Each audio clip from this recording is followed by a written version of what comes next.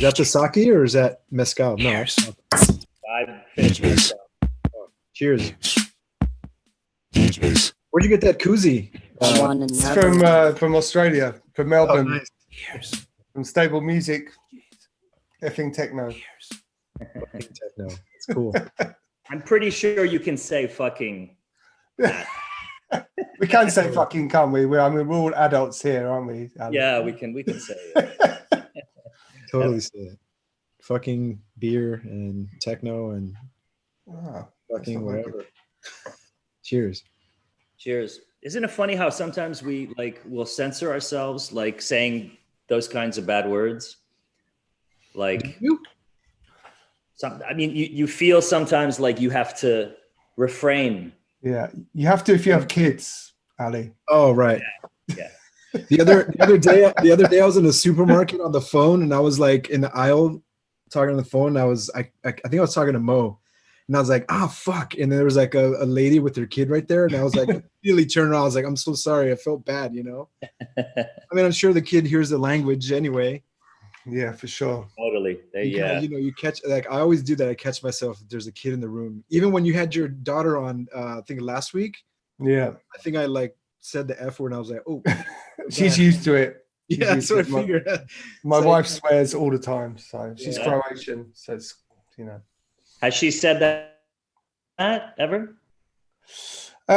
We did go through a phase where she started swearing. Now she's picking up German swear words. So, and of course they just soak in everything, so you have to be super careful with what you say. Yeah, because kids can maybe fall into like a Tourette's thing where they just say fuck shit. Right? If they learn it, then they hear like a lot of adults constantly saying it, then they'll just it's all they say, right? She's now completely obsessed with these Denon CDJs arrived today, so she's absolutely obsessed with these, and that's it. So now she's just been doing constant spin backs. Nice. Do you teach her how to DJ?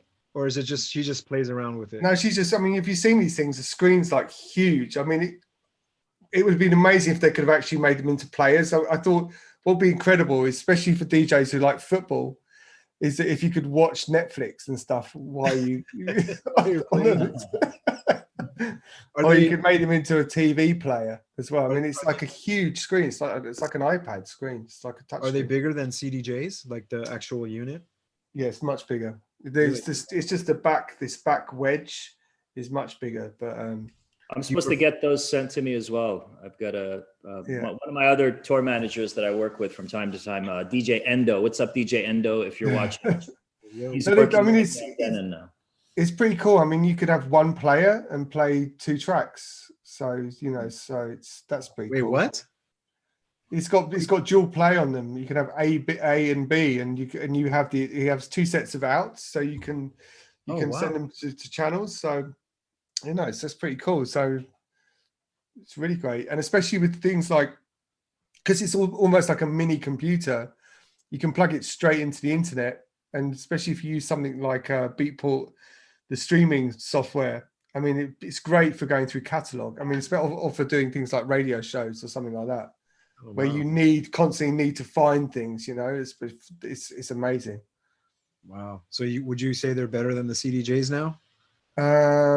No comment. I mean, I just got them today. So, but it's the price point. I mean, they're $1,000 cheaper. Oh wow. Yeah. So it seems like Denon is really pushing their gear to a lot of DJs right now. Yeah. Yeah. I mean, I think they have the same through the pandemic. I think the same company also produces Rain, and they also do Akai, this company in music. So they're producing a lot of gear. So Rain bought Serato Scratch Live. Yeah, I think the guy that started Serato owns all of these companies. That's what I know, but I'm not sure if it's a good time to release any kind of DJ equipment at the moment. We'll see. Next thing you know, this guy will try to introduce a vaccine. The vaccine for DJs. Yeah. Denon vaccine. Maybe. Oh, the big news of the last week. Lots to talk about. Yeah. Or is there? I don't know. Trump got COVID. Oh, Yeah. I kind of, Close to that. I kind of have a feeling it's kind of bullshit. I don't know. I don't know if I Yeah. really believe he had it. I Yeah. think it's a political stunt to help push him ahead. But he's not out of the woods, even if he has it. I mean, he's in that middle stage where it could go either way. So Go either way, yeah. Yeah, we'll see. Are you missing And the other big Washington? news, say again? Are you missing being in Washington, Ali? Absolutely not. Of course, I miss my family there, but I'm quite happy being in Barcelona. Just because I know I'm gonna head back and be there for a bit again in the fall and winter. Okay. And you see, is that all going to be possible in the coming weeks?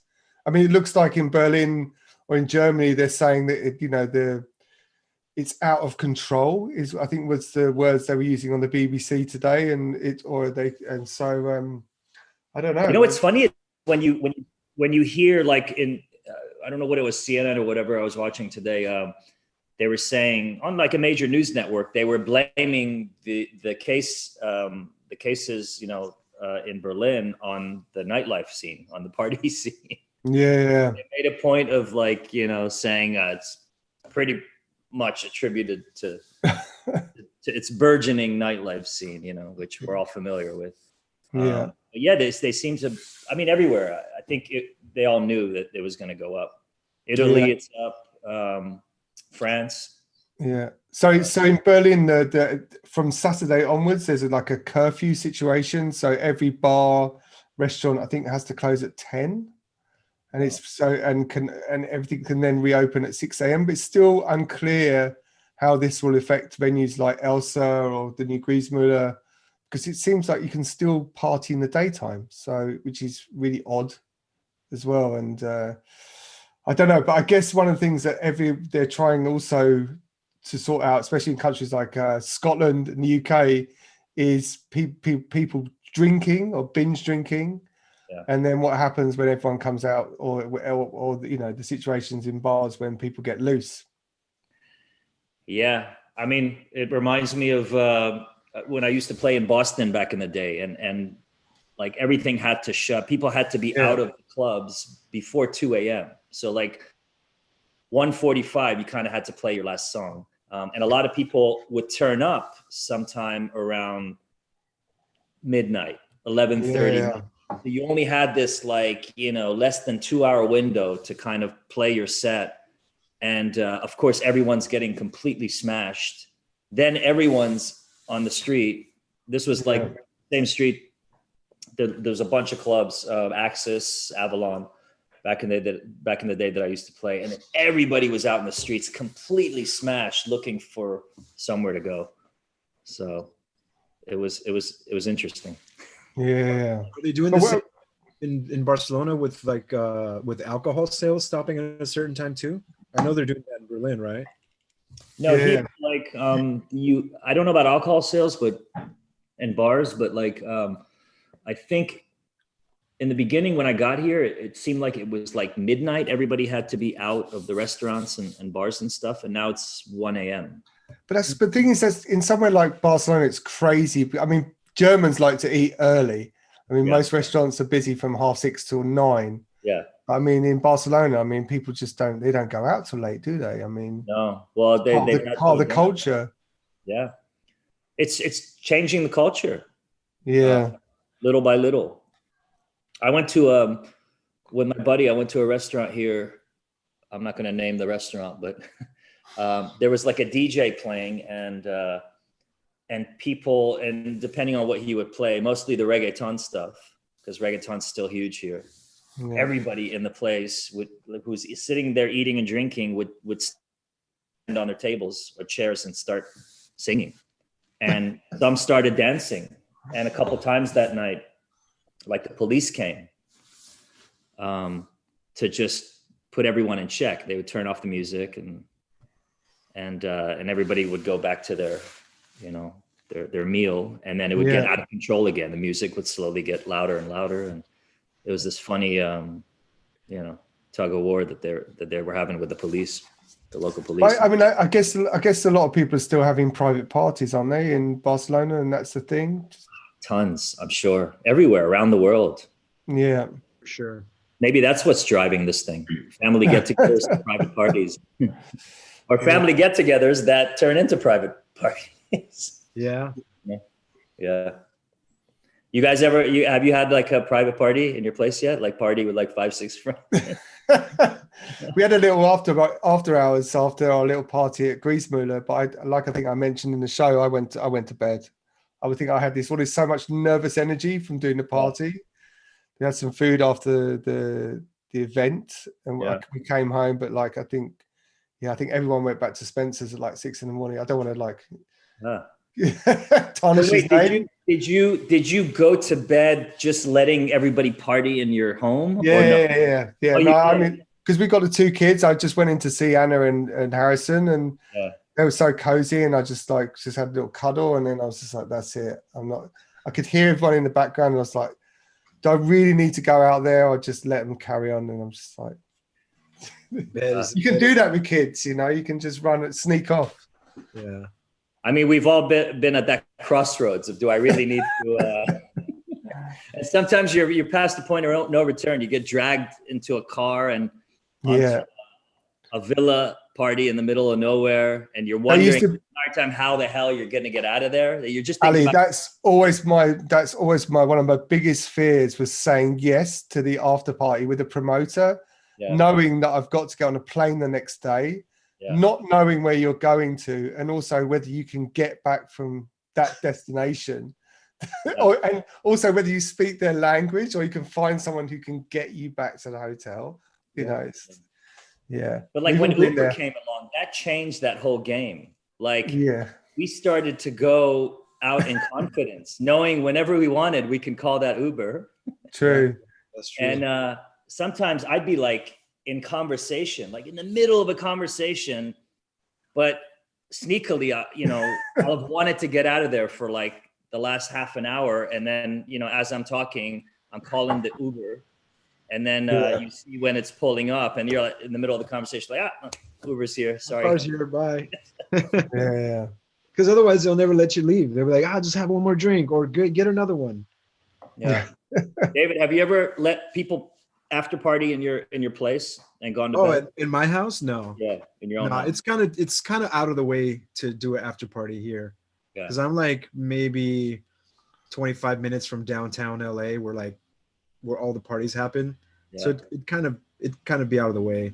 Plus, when I leave a party, if I'm not going to someone else's after party, I'm done. I just go home and sleep. Yeah. I guess it's I've been dragged to after parties, of course. I don't know if I could trust. I remember like one time I had a big after party after a gig in Toronto in my hotel room. And I had one of my friends, Craig Pettigrew, actually, who was involved with BPM Festival. And I had to go to the airport. So I said, look, just keep it going as long as you can. I got the room till it was like 7 a.m. It's like, I got the room till like noon. Keep it going. Have fun. Yeah, I've done that here in Berlin. I've had to leave before and had people. I've always had to have someone who can just keep an eye on everyone. Yeah.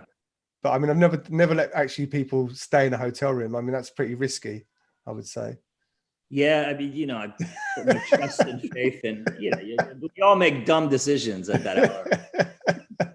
Do you still get a hotel when you do a gig in Berlin, Matt? Do I ever get a hotel? Yeah, in your hometown. Yeah, no, it's not. Sometimes it's not a bad idea, is it, to get a hotel room? Sometimes. No, not at all. That's the after party. I guess they never really offer. But I mean, I live like a 10-15 minute walk from Berghain. I mean, I've quite a few times when I've DJs, I've actually walked home. How was that walk? Staggered home. Yeah, the walk of shame on a Monday afternoon. I'll never forget this one time I left Berghain on a Monday morning, and there was no taxis out front for some reason. Yeah. The train stop that's right nearby wasn't running.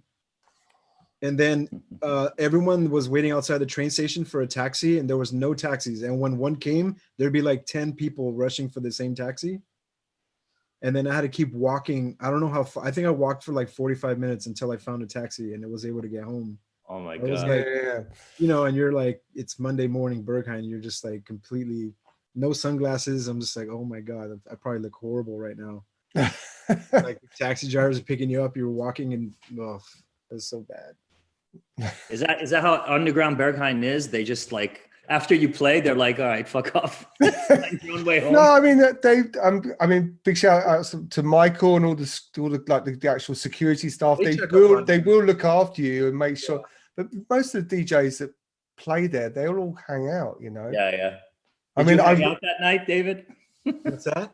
Did you hang out that night? Are you one of those that goes to the Panorama Bar? I played Sunday afternoon and I left Monday morning. Wow. So I hung out. I mean, I remember when we did the records, 10 years of records, was it 10 years? Records party. We had David Morales, and like that, David just wouldn't leave, and I took him downstairs, and he was just like, wow, and he was like, he had his shirt off, wearing his red Adidas tracksuit bottoms, and he was just completely lost for just hours downstairs. I mean, you give any excuse for David to take his shirt off, and he's not doing it. Yeah, but I think this thing. I think if people haven't experienced, there's such a, especially with that club. I think it's definitely one of those spaces because you can lose track of time. You don't know whether it's daylight, nighttime. You know, so.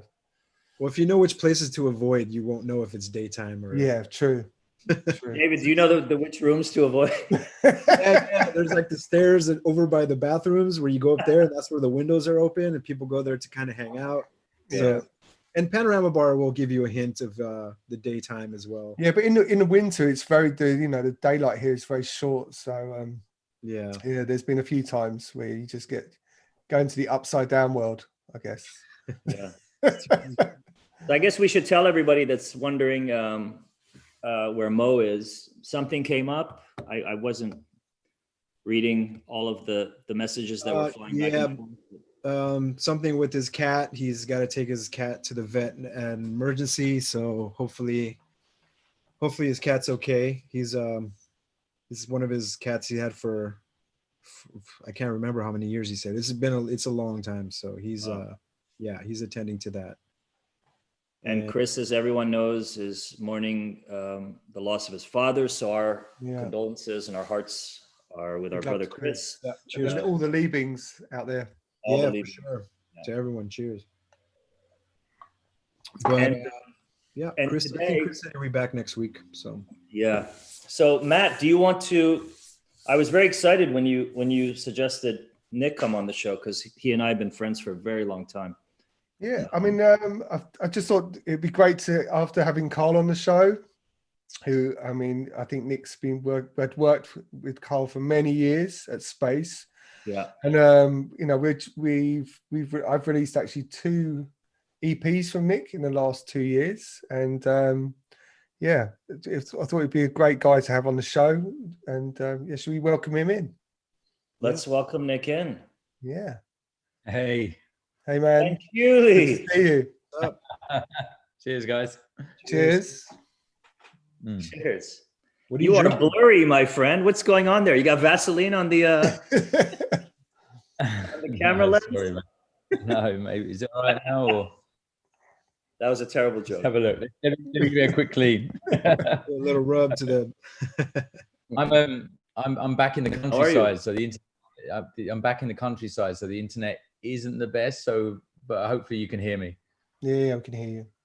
Yeah. So how you been, Nick? It was good. I was just actually laughing about you talking about the Berghain stories, and I remember the first time I played there was with Ali, and we'd just gone around to Richie Horton's house, and I turned up right at the end. First and last time for both of us.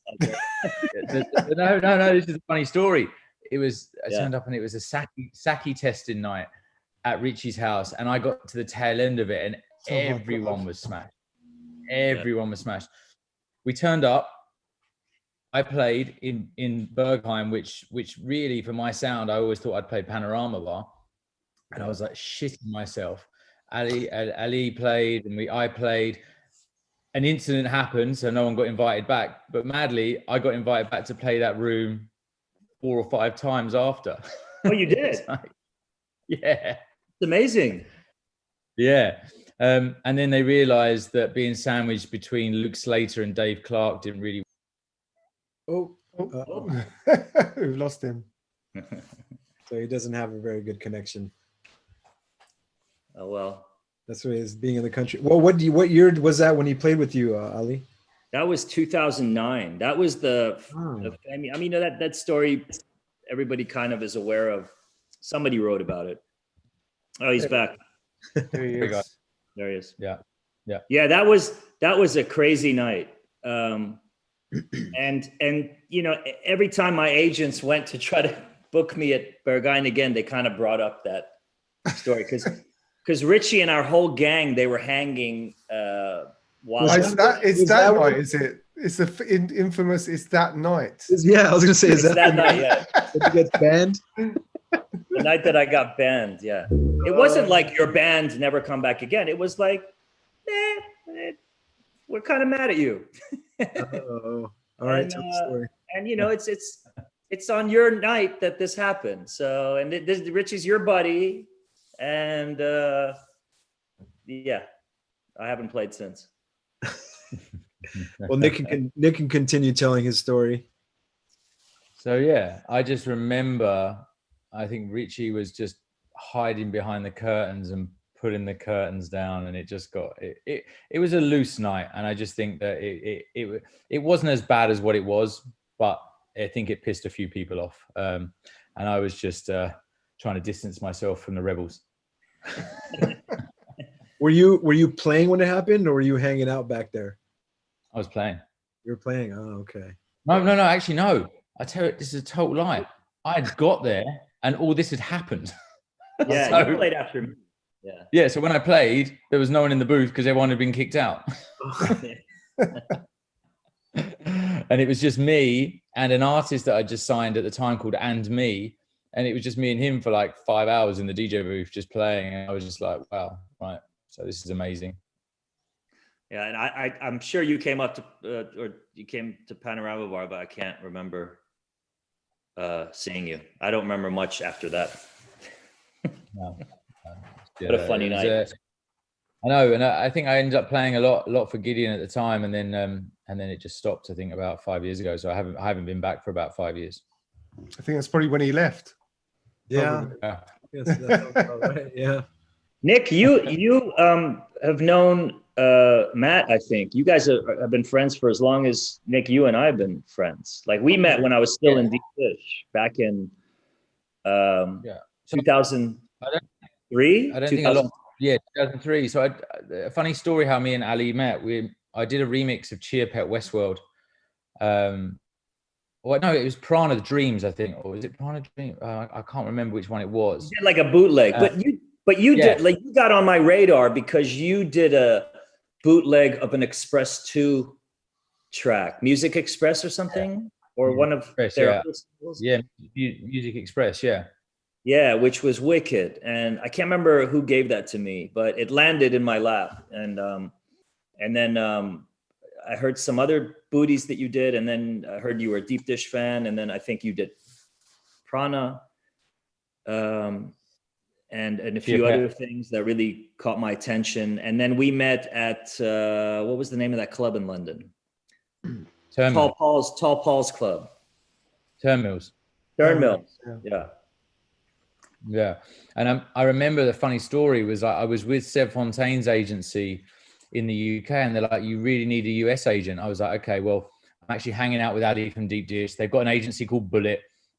And then I remember going to your brother, and he was like, "Yeah, I'm only going to do it for the rest of the world." And I went, "Done." So I rang her up and I said, "I'm leaving."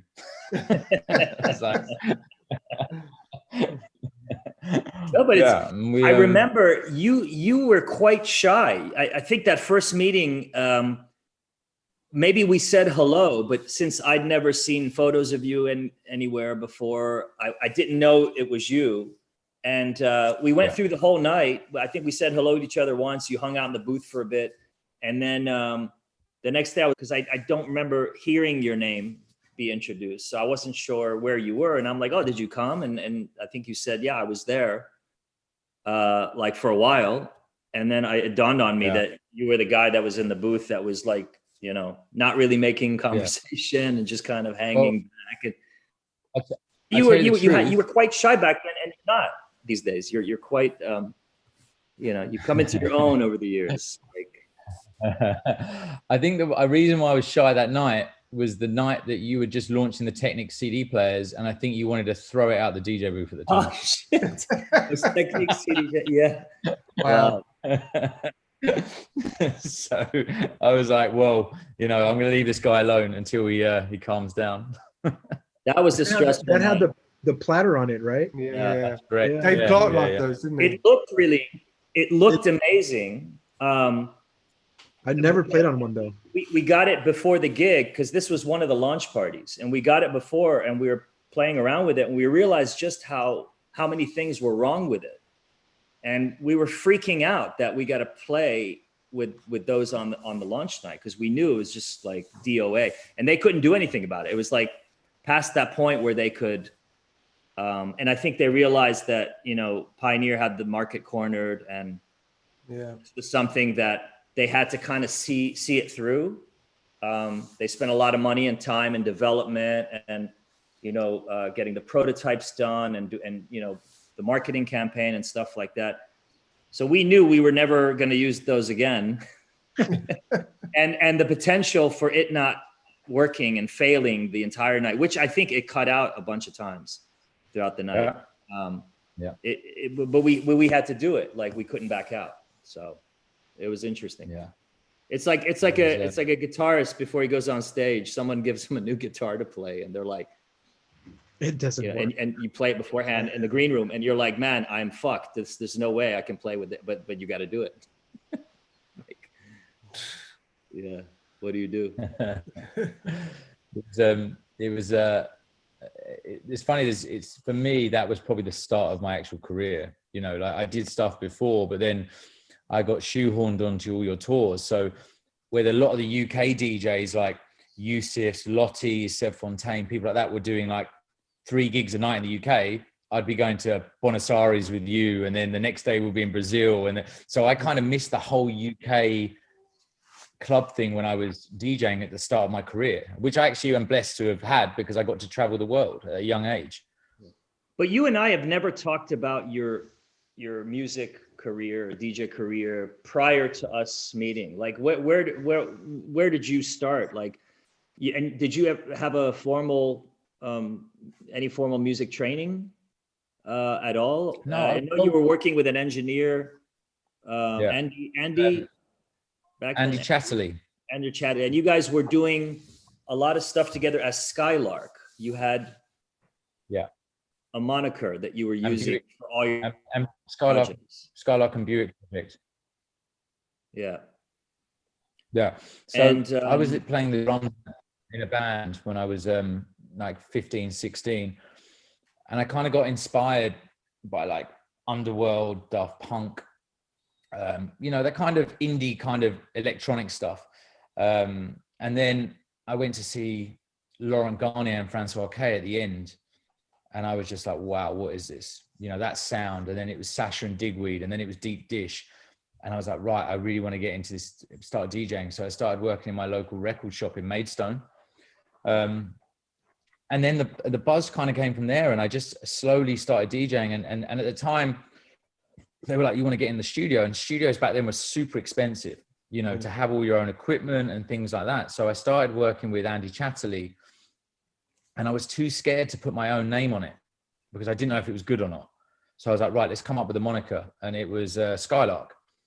And that's kind of the history behind, you know, how I got into electronic, you know, sort of making electronic music. You know, and I think even now, the younger generation wouldn't even know that Skylark was even me. Yeah. And you're what was the first club then you played in, Nick? What was it? Was it in Maidstone, or was it in where were you gigging first?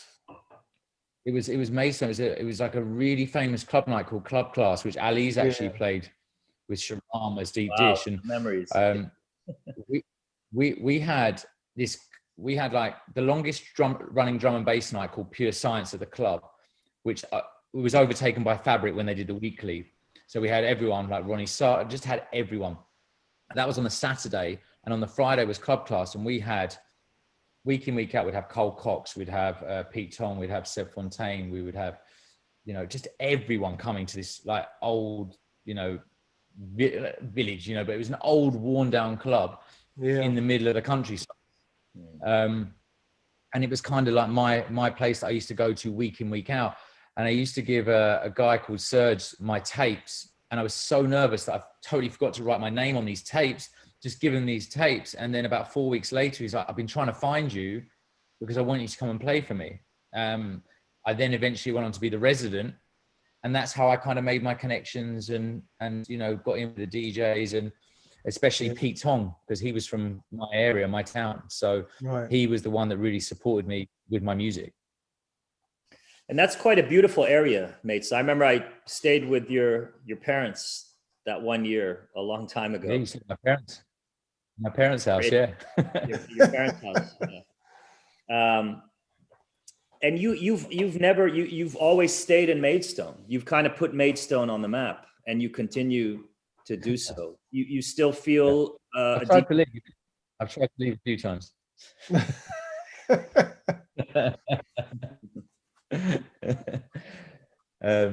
But it's no different than you and DC, Ali. It's the same vibe that you've got with DC and the love passion, the passion you've got about. I can't say that I love Maidstone. Okay. So it's you just somehow end up back there, right? Yeah.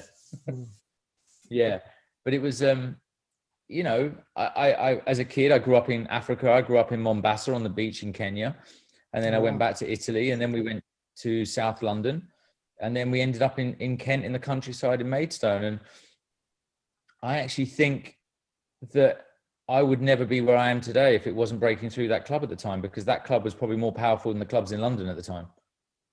What year was this, Nick? What were you talking about? I think it was, let me try and think, probably between 99 and 2000.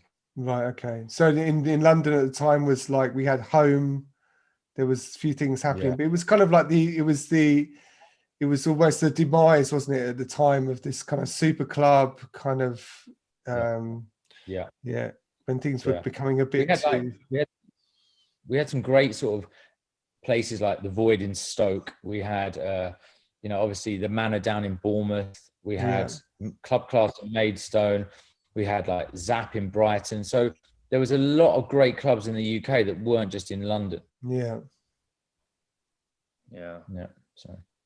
And how did you guys meet, Matt? You and Nick? I think we met through Paul, a mutal friend, Paul Harris, who you probably know as well. He was Dirty Vegas. Dirty Vegas, yeah. So I mean, I've known Paul Bomber. Paul grew up in Catford, literally just around the corner from me. So he actually he was the resident DJ at Velvet Underground, and it was the recession session, which was a Monday night. So it was £1 a beer. So we used to go every week.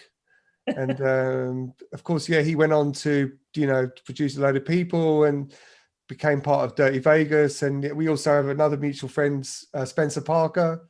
He's from Croydon, so from South London in a way. So he was also my neighbour.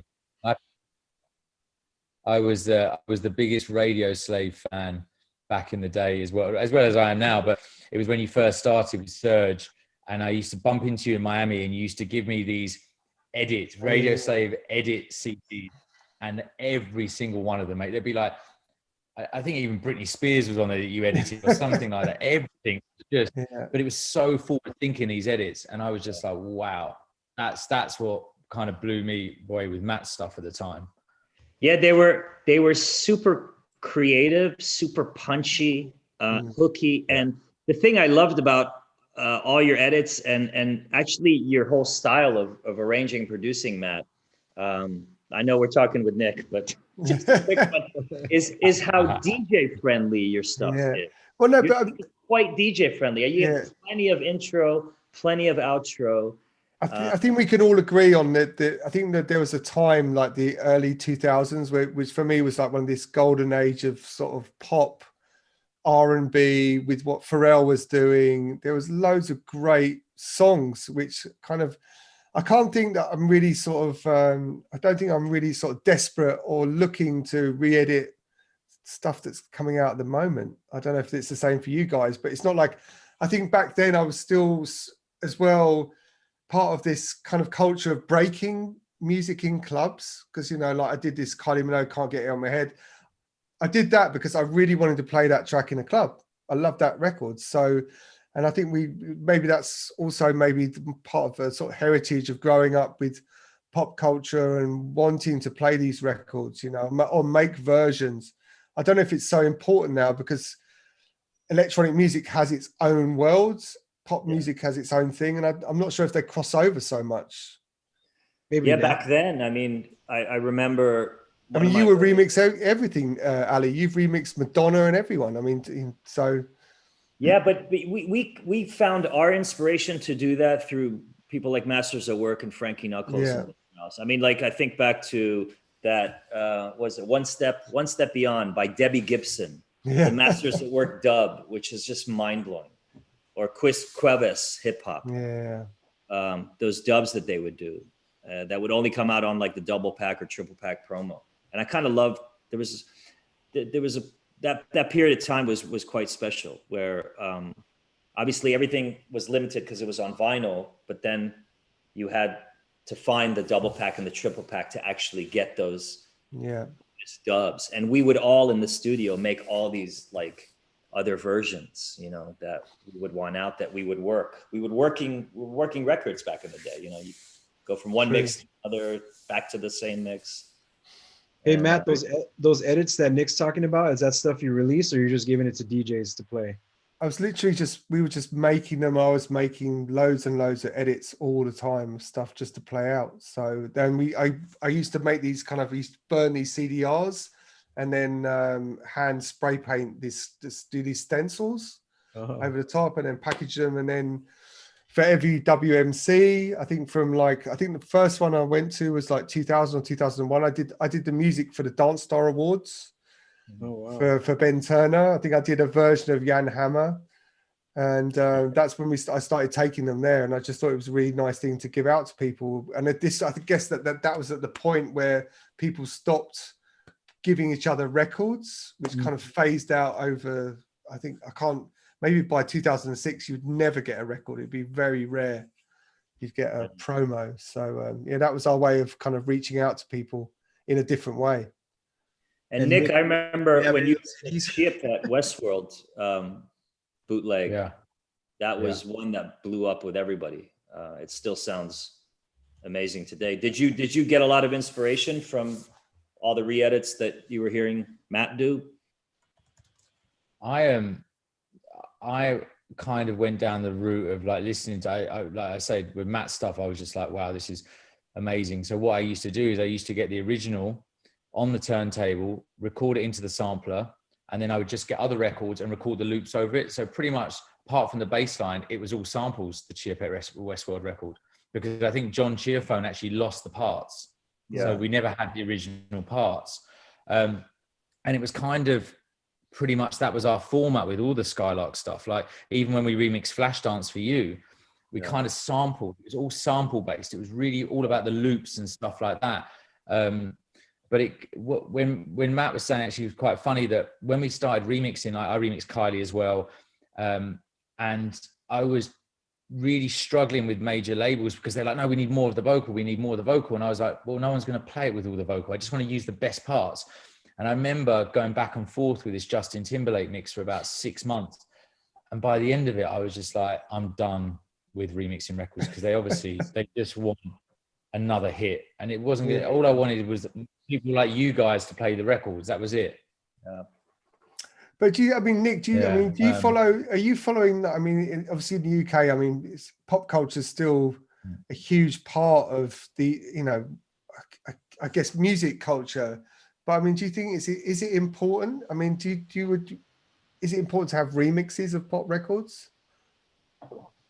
if they're great, you know, if they're, it's a great record, like you were saying earlier. If you feel that you would want to play it in a club, and you feel that they can get the mixes on it, but yeah, I do. I could, like Ali was saying, like I grew up with the Morales mixes, the Masters at Work, the Deep Dish mixes. For me, you know, I actually probably found the original versions by playing their versions of it. I probably wouldn't even know what the original versions are. But I'm just talking about in 2020. I mean, are there any artists that you'd love to remix, or do you think it's an important factor for major labels to bring in someone like Ali, me, or you to promote a record? 100%, because artists go to like, you know, recording artists go to nightclubs and they want to hear their records. So I really do feel it's so challenging but so fun when you get it right. Like I've just remixed an Irish artist called James Vincent. I can't remember his surname, but he's huge. You know, he's a huge artist, and he asked me to remix it, and I did my spin on it, and he was like, "This is amazing. This is what I wanted. I wanted something that I could hear in the clubs." Obviously, at the moment, he's not going to hear it in the clubs, but you know, But yeah, I do think that I think there is a reason and a way to do it. I think that I'm not scared. I think that's age as well. I'm not scared to say no to anything to remix, because I know that when I'm remixing it, I will be playing it out, and that's all I care about.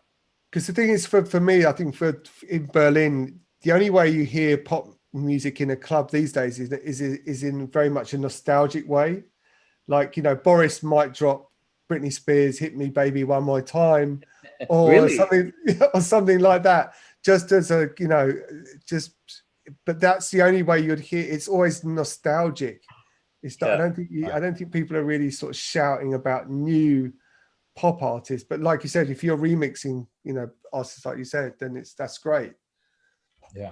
It seems like people aren't as interested in doing that as a way to become more established, have more name recognition, as you know, was the case like a long time ago. And back then you would do something really clever and creative, and then you would have tons of major labels offering you money because they wanted the same thing. And then, you know, you want to repeat yourself. So maybe you did for a few things and decided that wasn't for you and you stopped doing it. But I think it can. I mean, there's a lot of stuff I listen to. Nicholas Jar's new album. There's a few songs on there that could really benefit from like a rework. And I remember I was just listening to it recently because I'm compiling like an alternative DJ set for a stream for Renaissance that I'm doing. The Chemical Brothers remix of Spiritualized, I Think I'm in Love, is mind-blowing. And that's a classic example of taking something, giving it your own spin, and ultimately taking it into another dimension, and you know, onto the dance floor. Yeah. And having this piece of music from an album that's considered quite timeless, you have a rework of one of the tracks that's also become timeless. So I think the possibility to hark back to that era is quite real, and it's there, but no one really seems to be doing it. Everyone's doing like cheeky things for them. I think, you know, like Lenny D was on the show last week, and he was talking about how much it costs, how much it cost back in the 80s or early 90s to make a record. And I think, you know, from speaking to Francois Kevorkian, he said he's up for doing remixes, but he said obviously it costs money, because the way he wants to do it, he wants to have this full, you know, production and additional musicians and go back to that kind of era. But I guess we're used to now, you know, I mean, with me, when I started the Radio Slave thing, it was done. I could do it because I finally realized if I had a PC, then I literally could make music on my own.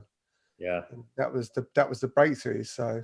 But back then, I remember we used to always hire session musicians to do the solo. It was really important that we have, like, you know, 10 tracks of someone soloing that we could then, you know, apply different sounds to and cut up, and you know, end up with a cool solo, or having like a bass player doing live bass that we can loop, or sax player. We had a sax player, I remember, for a Janet Jackson remix that we did a long time ago. But we went through quite a bit of trouble to make sure that remix for that pop artist was really special. And you don't really need to do that. So one of the guys that really converted me to want to do remixes was Ewan Pearson. Yeah. He made records that you would never imagine playable. He was just a genius at that period of time when he was doing the Chems. I can't remember all the names of the tracks that he did, but he was making, he just really made like the remix his own, and he smashed it. And that was, always looked at his stuff and went, I want to remix stuff as good as him. Yeah. So. Nick, go ahead. I always aspired to Dave Taylor as well, to switch. I mean, as well in the mid 2000s. I think he was just ridiculous. Everything he touched and the way he did it was mind blowing. The compression and everything was just like ridiculous.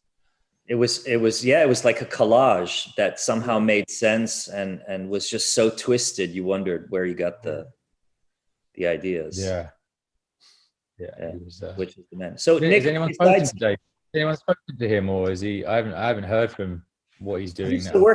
I used to see him because my engineer Matt in LA was working a lot with him when he was also working a lot with Diplo. But I think they stopped working together years ago, Diplo and Switch, and I saw him a couple times in LA, but no, I think he's still living there. No, and Nick, I wanted to ask you, have you been to Ibiza this year? Did you go on? Have you been there? No. Me or Nick? No, first Nick. No, it was a real come down for me because, I've been going to the island since '96. First 4 years as a punter, and then the last 20 years as a DJ. And I kind of had my own residency last year, which is Dance or Die, which Ali played for me. And I kind of had this momentum, and I was so excited because we put so much hard work into this residency last year.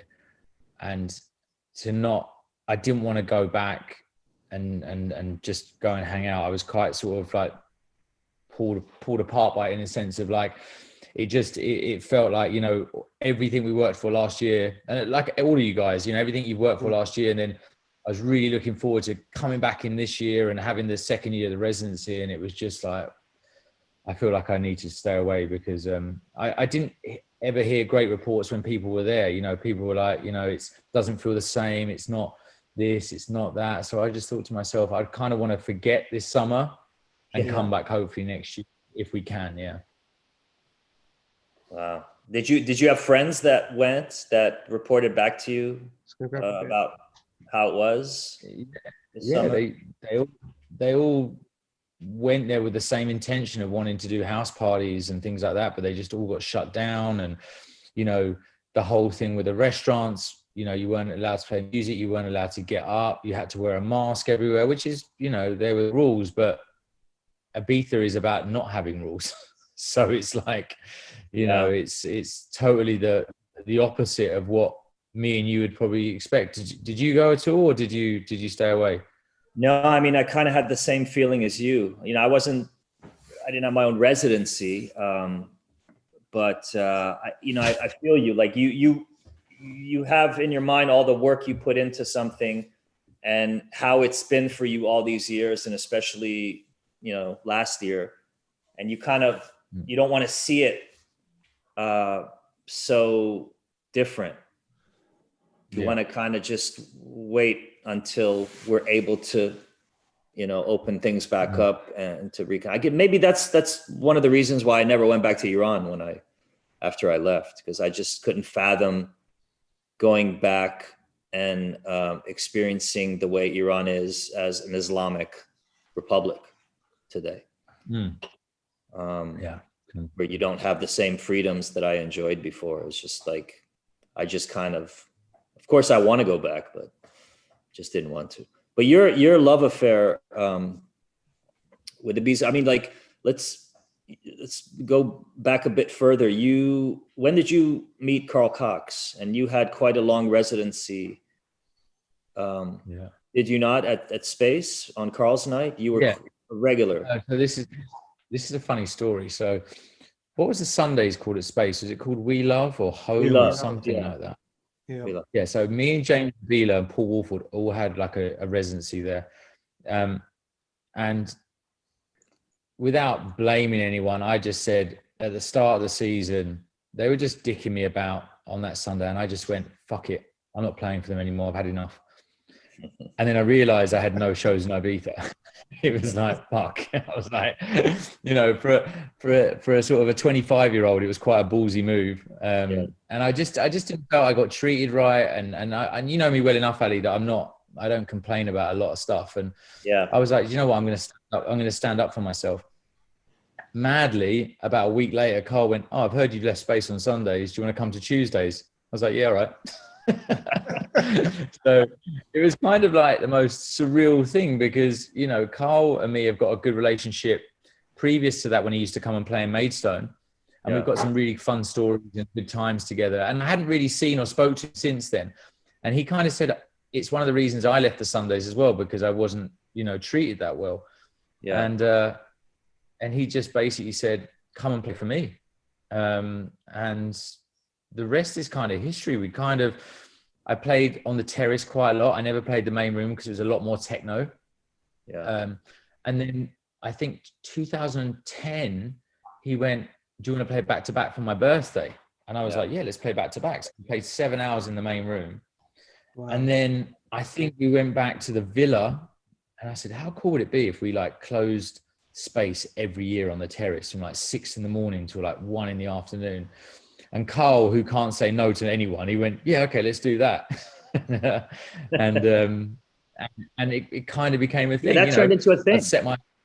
It turned it, and we'd, you know, set our alarms for like 4 a.m. We'd wake up in the villa, have breakfast, and then go to the Space terrace and close it from like 6 to like midday, 1 o'clock. And it was just, it was just surreal for me, you know, because I was on that dance floor in like 96 when Carl was playing the terrace. So it's kind of like the Sorcerer and the Apprentice kind of approach. So it was a really, really fun time for me. And then obviously closing Space together, you know, the final night where originally we were meant to closing.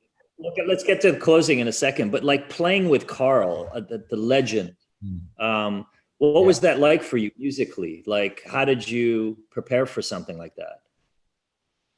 Listen, the same as playing with you, mate. The first time I played back to back with you, I think the music is 50% and the friendship's 50% in how you play.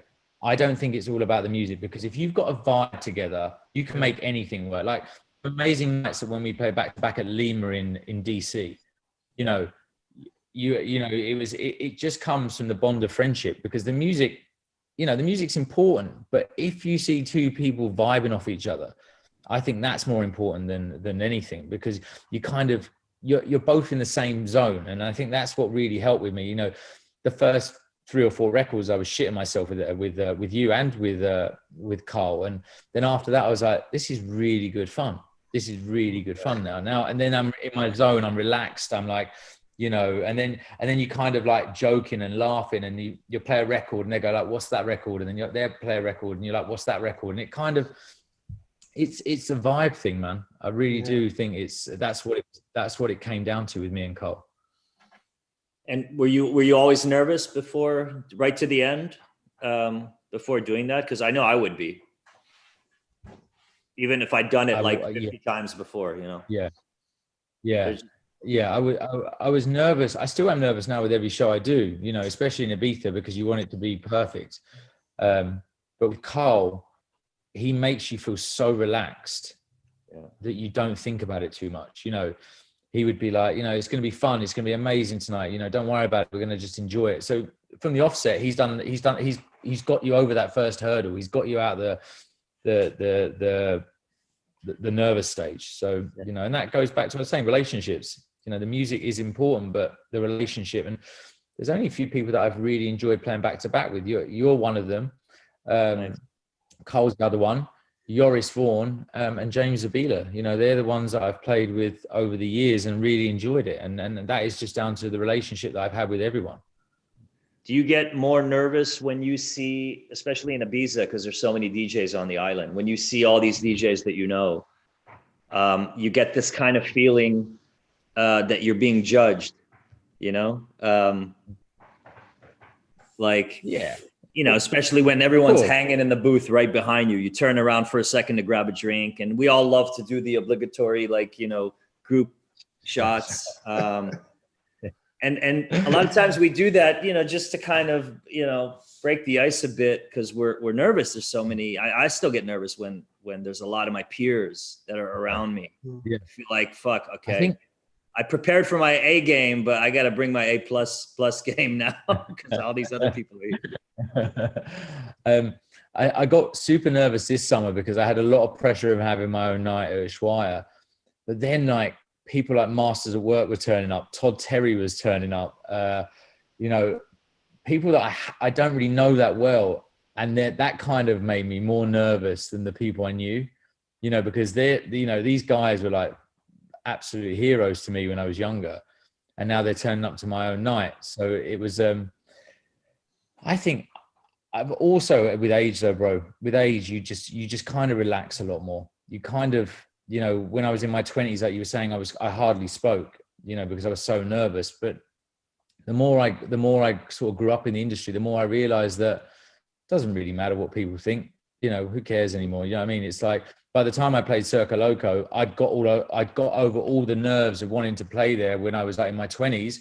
And when I got there, I was like, this isn't actually that bad.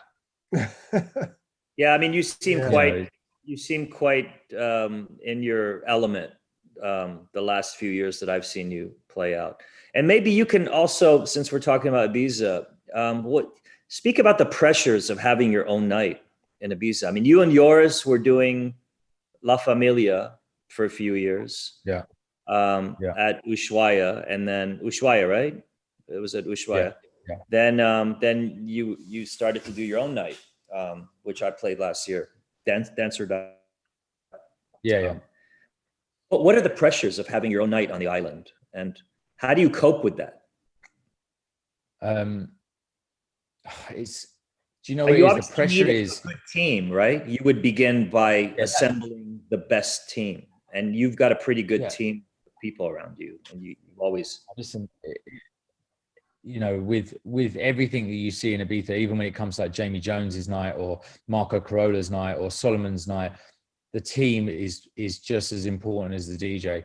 Yeah. You know, I had Milo day and night working with the whole 360 team, trying to book talent. Because we only had 2 months to book the talent. And it was insane because every DJ, you know, you have this week clause in all the contracts, so you can't play other clubs within the same week. And it was the most stressful thing about it was actually the planning of the whole night. Because you can have a list of people that you want, right? And maybe those people would love to play for you, but there's all this other stuff like, you know, what residency they have. I found that, you know, even doing your own stages at festivals became problematic, you know, with all the politics. It's the same even if you do a night in Berlin, you have all of the local politics of, you know, each DJ is associated with this club and blah, blah, blah. But yeah. But my ultimate goal, Ali, was to bring my friends to come and play. I kind of went, fuck it. I don't want any rules to my night. I just want good people to come and play for me. You know, obviously, everyone I booked actually this summer, apart from DJ Harvey or last summer, I knew every one of them and I knew them very well. And it made it a lot easier. But still, the pressure week in, week out, you know, 1 week you could have 1,000 less than the week before, and you kind of go home and you're like, fuck, what went wrong that night? What did we do? And, you know, at the same time, the owners want to make money, and they, you know, you know how quick Ibiza is to chop something. It's really quick. Yeah. It's cutthroat. If you're not doing something, you know, and there's about, you know, 10 other DJs that they can replace you with. And I found that once we'd done the bookings, I kind of enjoyed the whole summer. You know, I really enjoyed it. But at the same time, I kind of felt like a promoter as well as a DJ. So it was really weird. It was like, I was making sure everyone was okay. I was like, even Milo was like, you know, just chill, enjoy yourself. Don't go like, you know, start worrying about everyone else because they're all okay. They're adults, you know, it's, but maybe you're also quite a natural at being a promoter. You have your social festival, which I watched. I've been a part of a bunch of them, and I watched just get bigger and bigger, and now it's this global brand. How are you juggling all these brands? I've got to say, Milo. Cheers to Milo. Yeah. Milo, funny enough, Milo used to be we all know Milo. Not everyone, but those of us that know him know that he was your tour manager for a while. Yeah. So he wrote me a letter out of university when he was 19 years old, and he went, I love your label. I love things like this. Can I come and work as an intern? And I was like, yeah, cool. So he came to work at the studio. My brother was engineering at the studio. We had the office next door, which was running the label. And he just basically did everything and tour managed me at the same time. And I've never seen someone get something so quick, you know, so quick. He understood like every part of the business really quickly. Then he went on to manage other artists, but within the company that I was with at the time that was managing me. And about 5 years ago, he's like, look, I want to break away. Would you let me manage you? And at the time, my other manager wasn't really paying much attention with me. So I was like, yeah, let's do it. Let's break away. And the rest is history, bro. You know, it was kind of it just worked so well because he'd been on the road. He knew all the promoters. He knew how the landscape of the industry lied. He wasn't like naive about stuff. And he was also like pretty honest with people and the promoters loved him. So even if there was a problem with the agent at the time, when I was with William Morris, Milo would come in and fix it. Do you know what I mean? He would fix to make sure that everything was good. And yeah, it was the best decision I ever made, you know, employing him. Now take us back to that last night at Space. You played a solo set, and then you and Carl played back to back. I didn't play a solo set. Carl played a solo set in the car park. But I was out for dinner with my missus and the guys from Ultra actually that night, I think. And we were meant to play 6 till 10 in the morning, back to back, in the main room because we couldn't do the terrace because of like the amount of people that would be in the room at the time. And at 10 o'clock in the morning, it's absolutely rocking. And I'm just about to shut my laptop screen down, and Carl grabs me on the arm and said, no, we're going to close this club together. And I was like, what? And he was like, yeah, we're going to close this club together.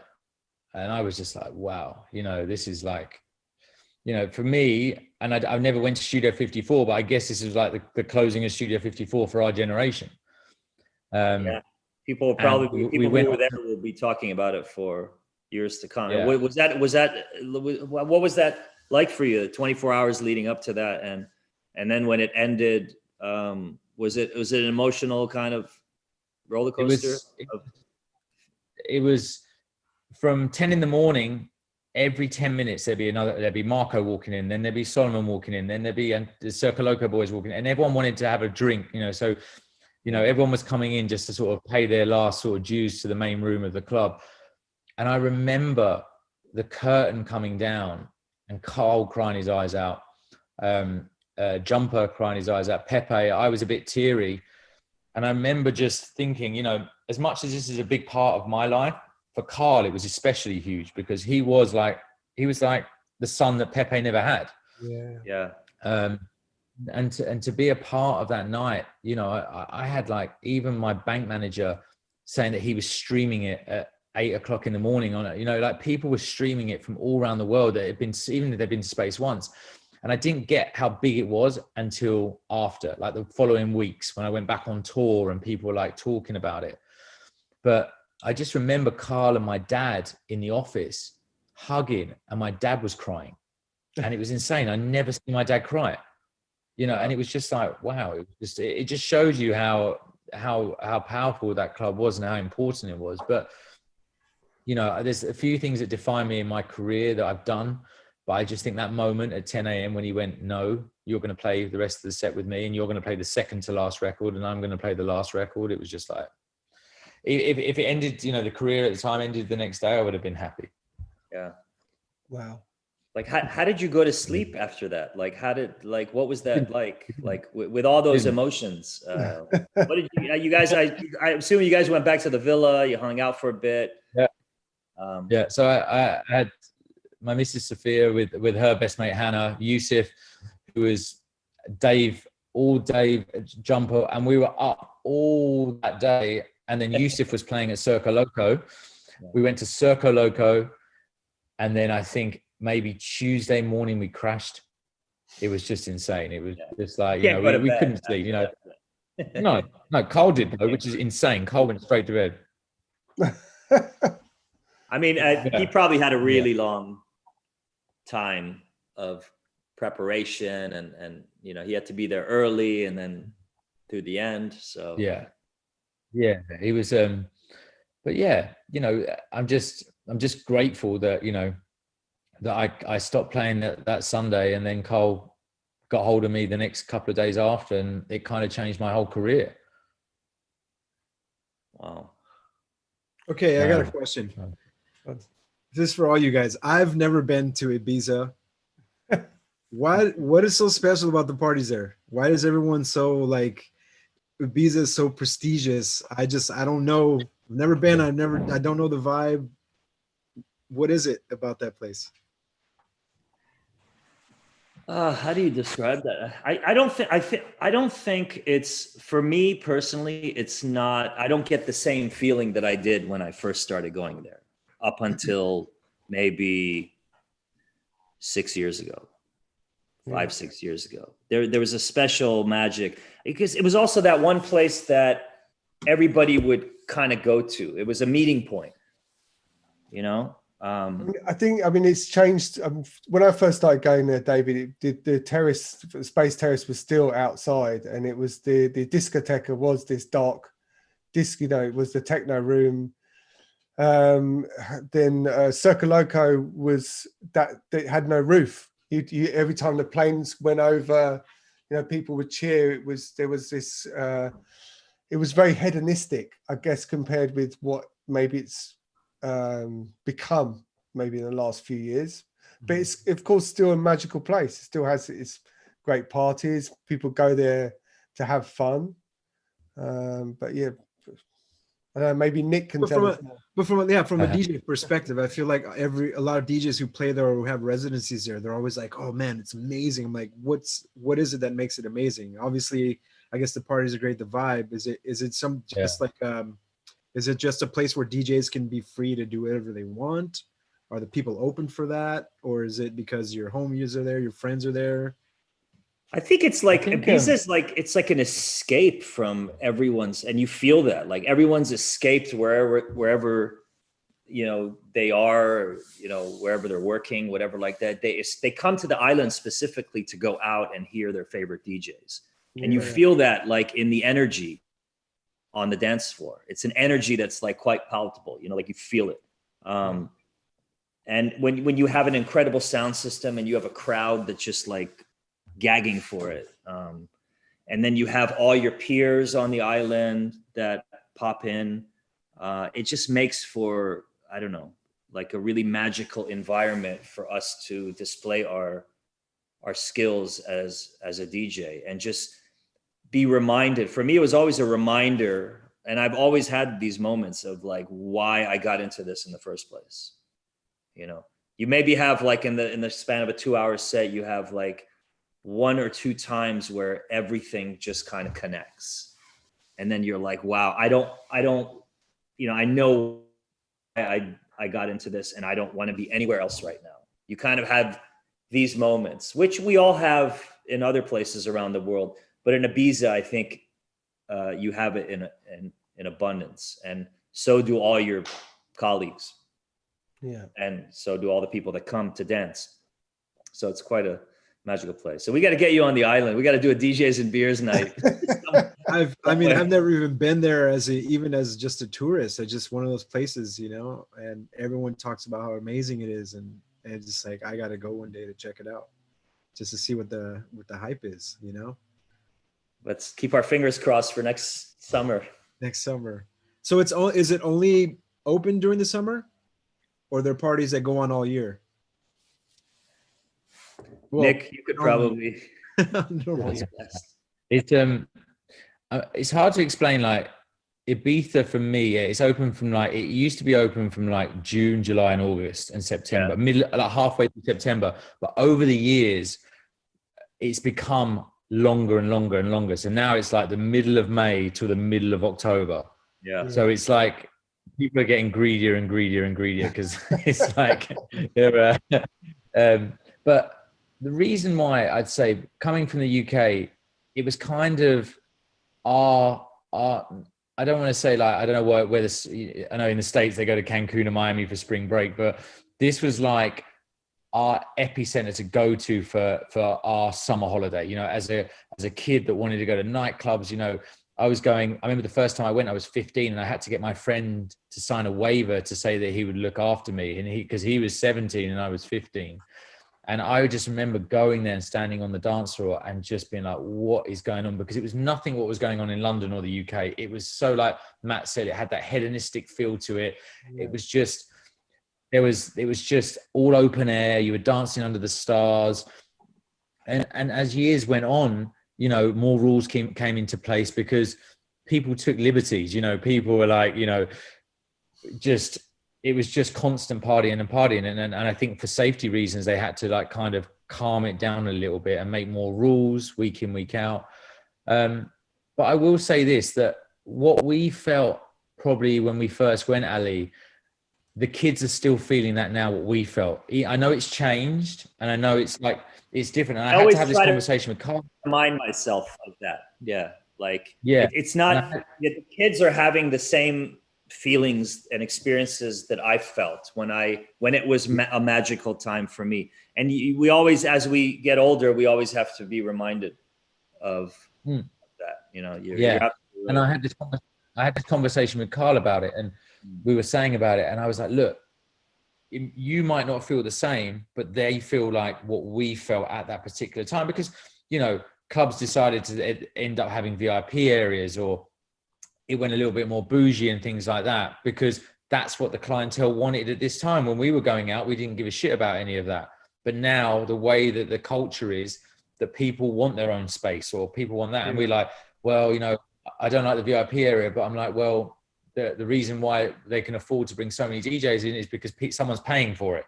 And that's the only reason why my budgets, when you played for me last year, Ali, we could have like 4 or 5 people on the lineup instead of 2, because we had the budgets to do it. But you get a lot of haters that going, oh, it's not the same as it used to be. But everything, you know, if you own a car for 20 years, it's not going to be as great as when you first owned it. Yeah. Now, were there a lot of people from the UK who realized this, who were going, or did it take Danny Rampling, Paul Oakenfold, and Nikki Holloway on that famous trip that they did together, bringing back their experiences and trying to recreate that magic that they felt on the island in the UK, and, you know, kind of telling all their friends and hunters about it? Was that the kind of beginning of the mass exodus of people going from the UK, or was that happening for years prior to that? It was, well, Ali, it was actually, I think Soft Cell, if you like, you know, we had David Durrell. Dave was on the show with us about a month ago. I think Dave was going there in the mid 80s. I mean, Soft Cell, I think they wrote a lot of their tracks were inspired from going to Ibiza in the early 80s. I mean, there was clubs like Coup. It was these were for the jet set Europeans. I think this was they were getting their MDMA from Switzerland, and yeah, I mean, when you open that Pasha book and you see that, you know, like, so, I mean, there's Jagger and people like that were going from. Yeah, and of course, there's even a Pink Floyd wrote an album about Ibiza in the late 60s. So it's always had that vibe. But I guess it was the acid house boom with Rampling, Nicky Holloway, guys like that, who brought this spirit of this sort of colourful, which I guess was like a rebellion of, in the UK in the mid 80s to late 80s. It was like there was this acid jazz kind of thing going on. It was a bit trad and maybe a little bit boring. Yeah. And so this was pre sort of house. So I guess they brought it back, and that was the boom. But I think that's a very good way of describing it. Like there was a spirit. Yeah. Whether it was coming from, the hippie culture on the island, or the music culture that was always there. But David, there was basically this spirit that I don't know, I feel the way I did back then. Or maybe I'm just older and the kids are. When's the first time you played in Ibiza, Ali? 1998 at Pacha. Wow. So, I mean, what's that vibe compared to then and now? I mean, how different? It's just a lot more. There was always a VIP thing going on there, but it was a bit more inclusive. And now there's just, because us living in the States, we saw the bottle service kind of boom.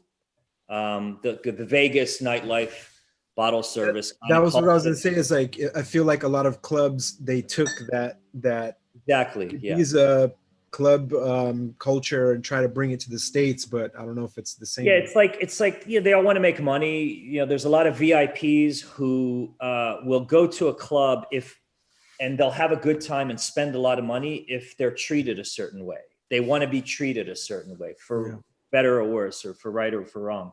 And they're not going to get it at a certain club, then that club's going to lose business. And the other club's going to get that business. And so the club that's losing the business to the other club is going to look at what they're doing. And if they're doing the bling bling bottle service, VIP, sparkly, escorts at the table kind of thing, then they're gonna do that. So that, unfortunately, over the years, that culture in America, that kind of Miami, Vegas bottle service kind of culture, got exported to Ibiza, and it became like embedded into what was always there. That's what I think, from the beginning. Nick, I wanted to ask you, I mean, how many parties did you do last year? And are you at a stage that you can now even start to plan next year? I mean, what's going on? So for the last 5 years, I pretty much played 17 or 18 weeks in a row. Wow. So it's a big part of my life.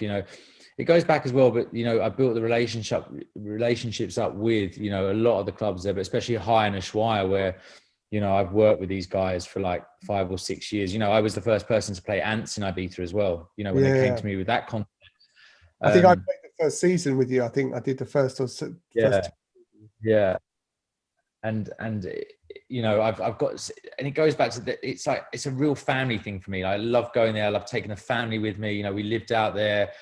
It kind of feels like a part of me is missing this season because I'm not there. But it's more than just a gig for you. It's like it's a lifestyle. It's a lifestyle, yeah. Yeah, it's if I had to explain to someone, I remember the first buzz when I went to WMC, and when we all got together, especially when you were there, Matt, when we used to catch up, walking down the street, and you used to hand me the CDs and things like that. It feels like an extended version of WMC back in the day for me, because I'll walk down the street, I'll see Ali, I'll go to dinner and I'll see the other boys. And it's the one place that I get to see all my peers. And that's part of the magic of it. It's just everything. It is a lifestyle for me, and a culture for me. And luckily I've been playing there for 20 years, and every year I just want to keep going back. And sadly for 2021, I don't know what we can plan or what we can do at the moment. There's TBCs, but when does that TBC become a reality? And when's the so with your night at Ushuaia, when would be the cutoff? I mean, when would you have to, like, would it be like February, March 2021? how late could you leave it, or are you just leaving the door open, or is everyone leaving? You know, what's going to happen? I honestly don't know, Matt. I really don't know. I've actually, do you know what? Mentally, I've had to stop thinking about it. I've had to really stop thinking stuff, because it was driving me up the wall, you know, absolutely out the wall. You know, we had this little glimpse in the summer where I got to play in Italy and Switzerland and in Greece. And then a week later, everything got taken back again. I wanted to ask you about this. I mean, did you get any grief from doing these gigs? Like a lot of like other UK DJs like Michael Beebe. I mean, I know there was a lot of heat on these guys for doing shows in Nick, being called out as being at play graves and stuff like that. But did you get what was your last gig when I assume it was sometime in March, right? Before everything got locked down. What was your last show? Was it? So the last, I was in the States, and it was me and Cole Cox playing at Centennial Park in LA.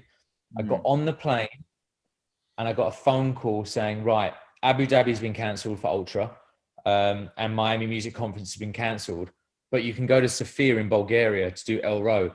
And I remember getting on this plane going, this is fucking nuts. Everybody else is cancelling, but I'm going to go. I went. There was 8,000 people there, and I knew in the back of my mind it was over after that for at least a couple of months, at least. Yeah. And here we are. You know, Did you after party that night? No, I didn't. I got straight on the 7 a.m. flight. And came home. And it was just, do you know what? It actually kind of showed me how naive I was as a person to think that this wasn't serious at the time. Because I don't know about you guys, but I never in a million years would think that we'd be sitting here now, you know, all unemployed. But how have you coped with all this time off? Because like all of us, I mean, we've just been like hamster in that wheel for the last, personally for the last 30 years, just nonstop. And now it's like there's this extended pause. You don't know when things are going to resume. How are you spending your time? Are you exercising? Are you cooking? Are you spending time with family? I know, you're probably doing a lot of family stuff.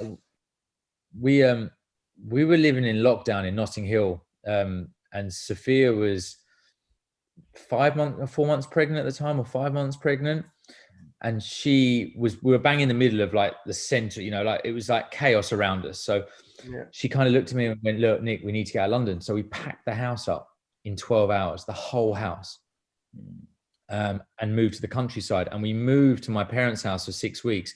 But at the same time, we were building a house in the countryside. And I'd never expect this, but she was like, "Let's just move to the house now." There was no kitchen. We were eating like pot noodles. I don't know if you guys have heard of them. It's like a packet soup where you just put hot water into it. We were literally, and then we were obviously having a baby, and it was just, I didn't have time to fucking think about anything. I literally trying to process it. We spoke about it, and I think,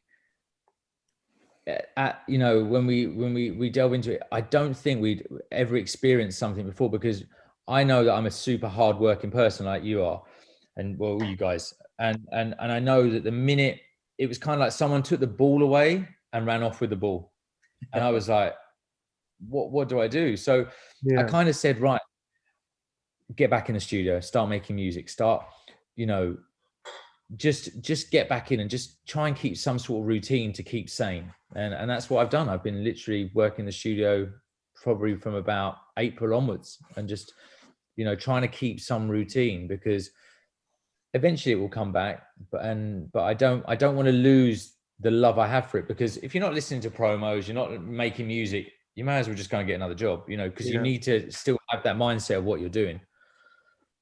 Speaking of going to get another job, who was it that Chancellor Rishi Sunak? Good old Chancellor Rishi Sunak suggests that struggling musicians and other people in the arts should maybe find something else to do. Like they should go retrain for other jobs. How do you, and the larger kind of UK arts community, which includes a lot of DJs, obviously, how what's been the response in the UK to what you said?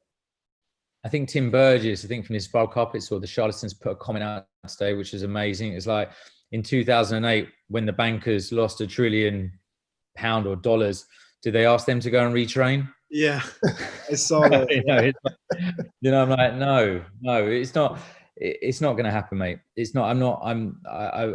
I wasn't very vocal about this until now, but I kind of look at what. Like it seems like with the rich history of the arts and music that's come out of the UK. I mean, from the Beatles to Led Zeppelin to everything. The audacity of somebody to say something like that is such a slap in the face. It's just one person. Yeah. Well, yeah. But does he reflect a larger feeling by others in government? I've been working a lot with like groups at the moment with club promoters and stuff like that, and my main aim is saying to, like, you know, all the DJs out there, just don't stay silent, but all we care about is making sure the clubs reopen. So our ultimate goal is to support the promoter. DJs are never going to get sympathy because we're posting pictures on private jets, we're posting pictures of fucking expensive restaurants, we're posting all these things. So no one's going to give a fuck about what we do. We've got to promote, we've got to help support the promoters and the nightclub owners. Yeah. So I don't care what it takes to get them open, but we've got to do it because they are technically they're our employees, and we need to get our scene back on its feet. And the UK, it's actually really good that they're making these mistakes and saying these stupid things in public, because it's making it 10 times worse for them. You know, if they kind of didn't say anything and kept us to one side, we've got no argument. But now there's 5 or 6 MPs that have come out and basically gone, you need to retrain. There's no industry for you. You need to do this, you need to do that. And it's like, this is just gold, because now we've got an argument and now we've got a debate. Yeah. But I don't know. I think that the curfews, I don't understand the curfews. I don't understand the reasons behind them. I don't, I don't. It's like they just want to take every last bit of fun that we could possibly have and take it away.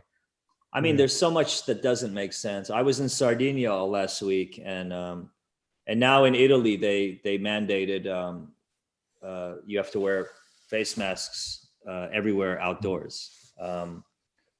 And you can take your mask off to smoke a cigarette, which the irony there is just insane. Be a chain smoker. Yeah, you could take your mask off to smoke a cigarette that could potentially cause cancer and kill you, but like, gotta wear that mask. Yeah. But I think that the thing, especially in the UK, Nick, I mean, I think the UK club scene was in difficulty before COVID, as were a lot of clubs around Europe, due to the just sheer number of choice when it comes to festivals, daytime festivals. It's not an easy thing to be, is it? Like, have a club anyway, which I think people don't understand, and to keep them open. And I have to say as well, a lot of the guys we know who own clubs, they're not young, you know, and if this thing continues and the lockdown continues, they're going to sell up, or they're going to get out of this game, you know. And we need to make sure that this continues. And this is part of the thing that we're doing at the moment in the UK, where we're with a lot of my friends and the promoters. We're like, you know, the rent, they're still paying rent on their properties. They're still doing this, they're doing, you know, and we need to support them, you know, like at the end of the day, we need to get this back on track. But this goes back to why, listen, if there's a rule, I'm fine with it. You have to wear a face mask, fuck it. You have to be socially distant, fuck it. But closing something at 10 o'clock, but just because it's something that there's no even proven facts that it even would change anything.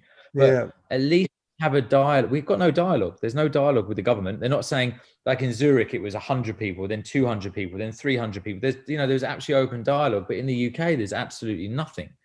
You know, why you can go, you know, on Saturday, I'm doing an event for 1,200 people. It's all socially distanced. It's me, Salado, eats everything.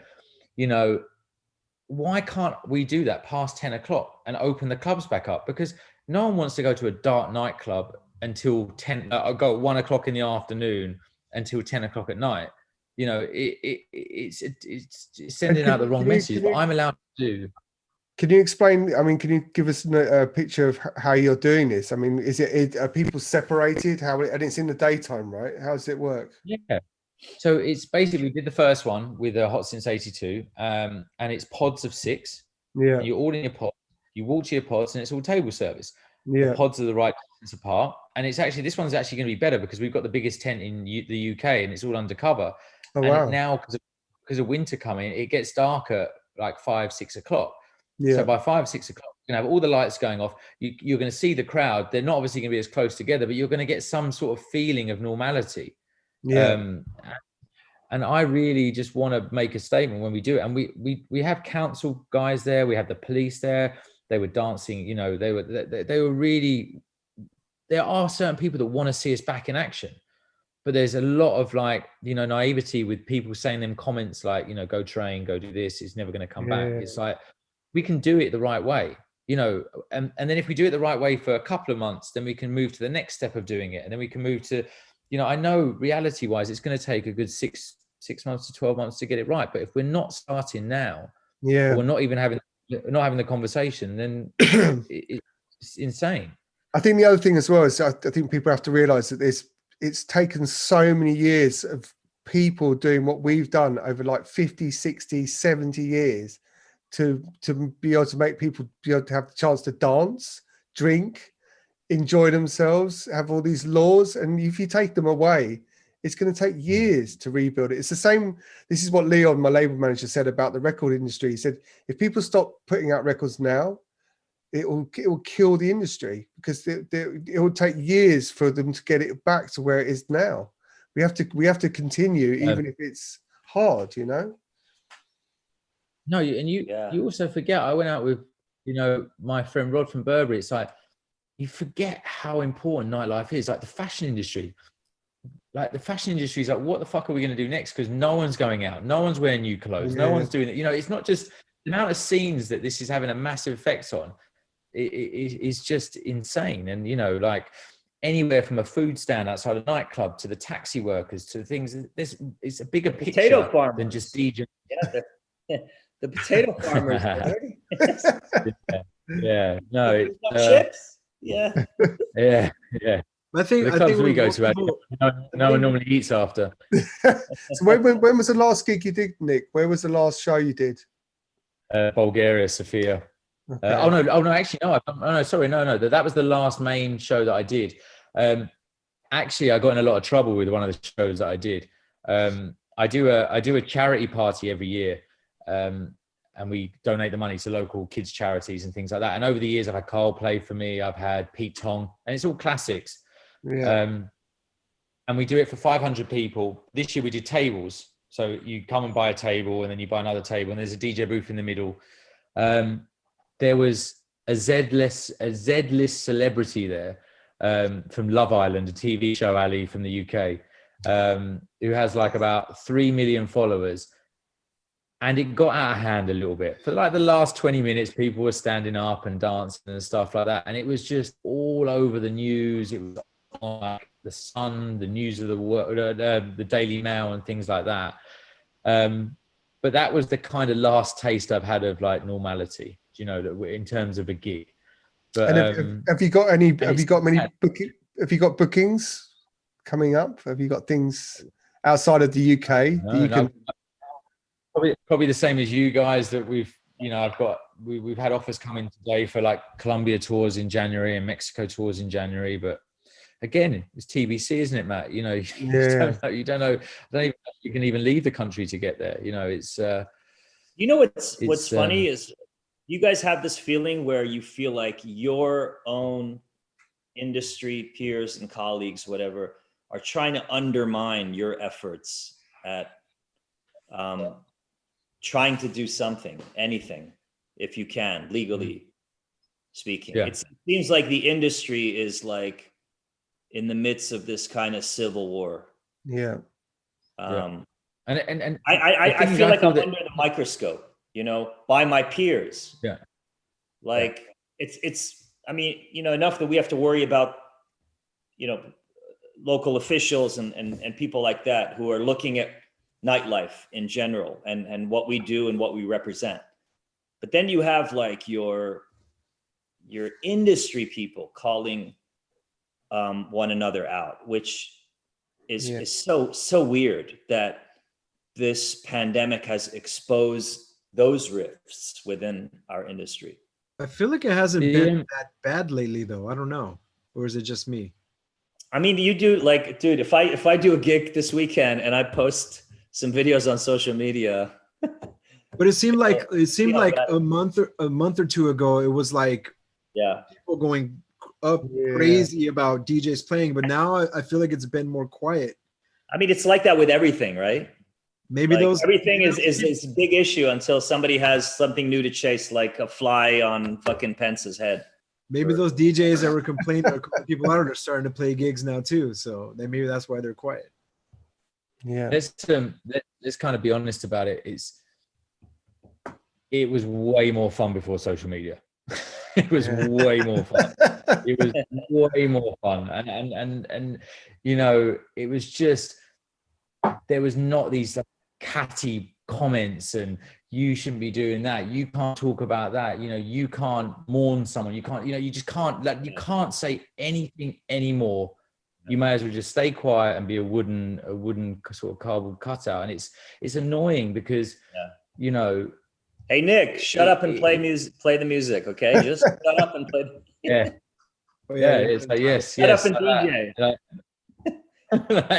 It's like, but it's true though, Ali. Like, it's like we never used to have to worry about this side of it when me and you were first playing at, Terminals and things like that. We didn't care. We never had an interest in it. We were like, it was just, as much as it helps your career, it also burdens your career. And I've never been vocal about this whole pandemic really because of, I was too scared to say anything because I knew that there'd be like, a lot of people in my industry that go, just shut up, Nick. What qualifications have you got as a scientist to tell me what's right and what's not right? But you feel scared about sharing your opinions. Like you feel scared, Ali, if you were going to play this weekend and post a video of it. Yeah, I mean, sometimes I care, sometimes I don't care. As long as I feel like I'm doing the right thing. I don't like anybody. I've never liked authority. I've always battled with authority figures. So I don't like somebody telling me what I can and can't say, or what I can post or not post, or what I can and can't play, where I can play, when I can play. Fuck that. I mean, I think that's.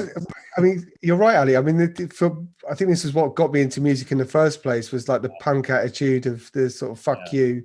We don't need to. We can break the rules. We can do what we like. It's exactly. Just, yeah. Where's the punk in our music? What happened to the punk? Yeah. It's been sucked out of us now, mate. I wanted to ask you, Nick, have you been in touch with anyone in Miami? I mean, apparently they're going to open. Aren't Florida going to open up the clubs? Yeah. Isn't it? Yeah. I heard Space is opening, but with plexi. Space Terrace with like a plexiglass, right? Yeah, that's right. But again, it's a start to opening up our industry. At least they're doing something. Like they're doing it the right way with plexiglasses. Like, listen, the first social distance gig I did, I hated it, but at the same time, I went, we've got to do this because we've got to get it right. Yeah, 100%. Because our scene, and Eats Everything said something in an interview recently. He said, our scene, there's only one way it can go back is to how it was. There's no other way that our scene can survive. It has to eventually go back to how it was, where we're all huddled together on a dance floor. We're all in the DJ booth. That's the only way it's going to come, because that's what makes it so special. And I feel like it's not government that's going to show us the way forward. It's going to have to be our industry. We're going to have to innovate. Here in Barcelona, I think it's Apollo Club. They're doing an event here where they're doing taking advantage of these rapid COVID tests. I think they get the results. Can't remember if it was 7 minutes or 15 minutes or something like that, but that's what we need to do. We as an industry need to support this kind of innovation. And we can't wait for government to dictate how we reopen. We're going to have to do that. And what I was talking to Sophia about this yesterday. I was thinking, look, so at the moment we've got the thing called furlough in the UK, where the government pays like 80% of the wages to the staff. Yeah. So really, these tests will probably cost the government $60 a head, or 60, whatever it is. You know, why don't the government go, instead of having to pay hundreds of thousands of pounds out in wages, why don't they go, right, we'll supply the COVID test for you. We'll open the clubs. We'll get back to it. We'll test every individual person. And we'll say, well, we start with 500 capacity clubs, and it's all like, it's more cost effective for them to try that method than it is just having to pay everyone's wages. I don't think anyone's thinking clearly or logically right now. Everyone's looking out for themselves, and they have different priorities. I think as an industry, we just need to band together, and the longer this goes on, the more we're all going to feel that pressure of having to come together. And as an industry, innovating our way forward to be able to reopen. There is a way forward. And also, I don't want to waste the last 20 years of my life working my ass off to see the thing that we've all loved and enjoyed just be taken away. That's what I'm angry about now. I just don't want our industry to be taken away. I want to, regardless if I don't make it through it and I never come back or whatever, and I decide to go in another direction, I just don't want it to be taken away because I've had so much enjoyment from it. Yeah, and I'm going to stop eating all that weird shit I used to eat. What? Like what? Oh, I don't know. Live octopus, live eel. The first time Ali made me eat fish was in Portugal. I never ate fish, and he goes, it was him and Sharam, and they went, right, you're going to eat fish tonight, Nick. You've never eaten fish. And I was like, right, okay. So I was like, first time in. So they went, come with me. And they took me to this huge fish tank at the back of the restaurant. And they went, which one do you want? I was like, I don't want any of them. I don't want to eat it. No, it's like, you're going to pick one. You're going to have to pick one. So I was like, fuck. And I just saw this fish just swimming around. I was like, that one? Like that. And that was the first time I ate fish. Raw? I don't think it was raw, was it, Ali? I think it was cooked, wasn't it? Yeah. Is it true? Is it true about octopus that like if you eat a raw octopus, it can like clench onto your throat while you're swallowing it? Yeah. And I got so much flack. I went with my sake class to like the most famous live octopus restaurant, and everybody in the class, including me. I mean, I've eaten a lot of weird shit, but I was freaking out just watching the chef. I mean, he's a master at what he did, but you read about how intelligent octopus are and all this stuff. But you're just kind of, you're with the class. You're going through with the whole experience. And then you have this plate of live octopus, and the tentacles are still kind of moving. Oh, Ali, have you seen the My Octopus Teacher? Have you seen this Netflix thing, this documentary? No, what's that? You should watch it. You'll never eat octopus again. I mean, my wife's Croatian, and I mean they love octopus. She'll never eat it again. Yeah, I'll have to watch that after The Social Dilemma. Watch that as well. And hopefully after I watch The Social Dilemma, I'll just delete all my fucking social media accounts as well. Yeah. Good. I had to stop watching after 20 minutes. I was like, if I carry on watching this, it's gonna fry my brain. The thing about The Social Dilemma, it's pretty much stuff that you already knew, but you get a confirmation. So you're like, fuck. Yeah. Like you knew that was kind of happening, but then after you hear from these people that develop these software, and you're just like, damn, that's fucked up. Yeah, it's pretty messed up. Yeah. So Ali, what's your plans now? What are you gonna, have you got the same situation where you're having stuff put in TBC and you're just seeing what's gonna happen?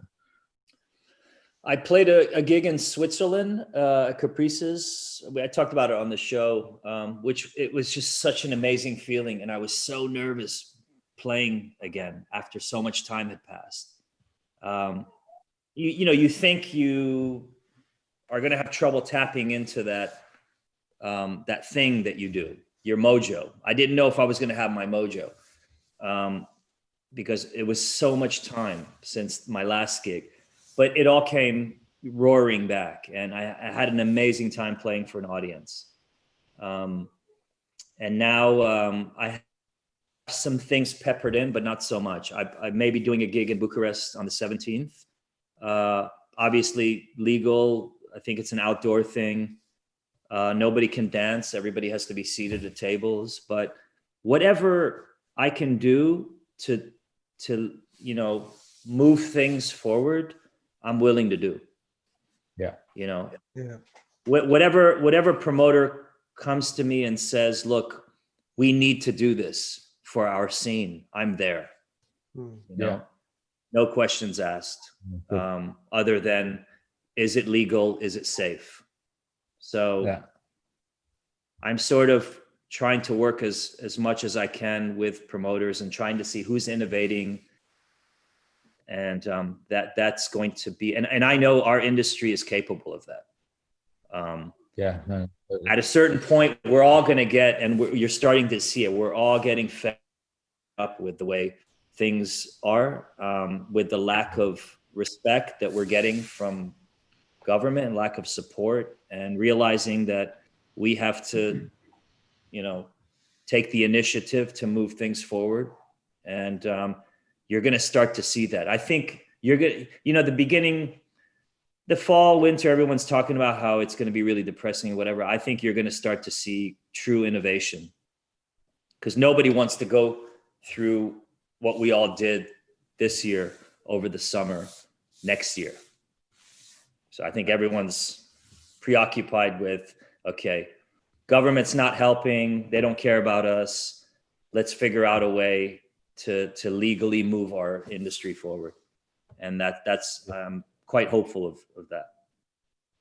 Yeah, I think people are just going to take matters into their own hands, and hopefully it's going to be a safe techno militia environment.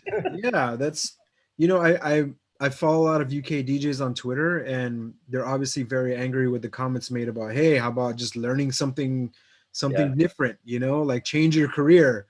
Like, it's just like, okay, I was a DJ for 30 years and now I'll all of a sudden I have to learn something else. Like, what kind of bullshit is that? So I feel like there's going to be a big change in the underground scene, like people they're going to do what they got to do. Yeah. And you're going to see that a lot more, probably more than before. And I'm going to make it my mission to have you play Ibiza next. Let's do it, dude. Yeah. Before it all goes to shit, you got to play Ibiza just once. We got to have one. I've never been, man. I have no idea what it's like. Well, I'll make sure I take you out. Let's do it. Nick, are you drinking? What are you drinking tonight? Did we even establish that? This is DJs and Beers, guys. Come on, we need. I had them already. I thought the Italian heritage, mate. I thought I had to go and pick up some Moretti. So. Yeah. Cheers.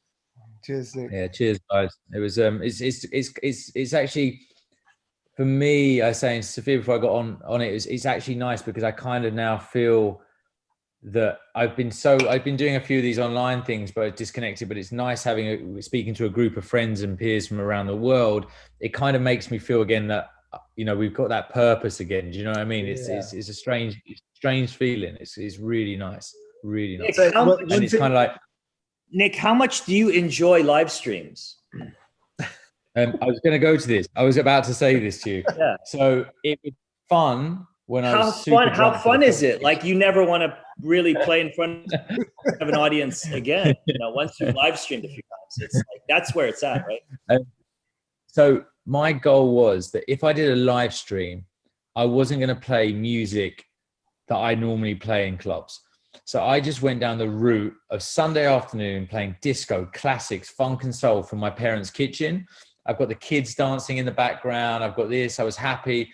And I just thought, and that's when we were in proper lockdown, you know, when we weren't allowed to leave the house unless it was for food or for pharmaceutical stuff. Yeah. So and I really enjoyed it. But then after about the 6th week, I was just like, nah, I'm out.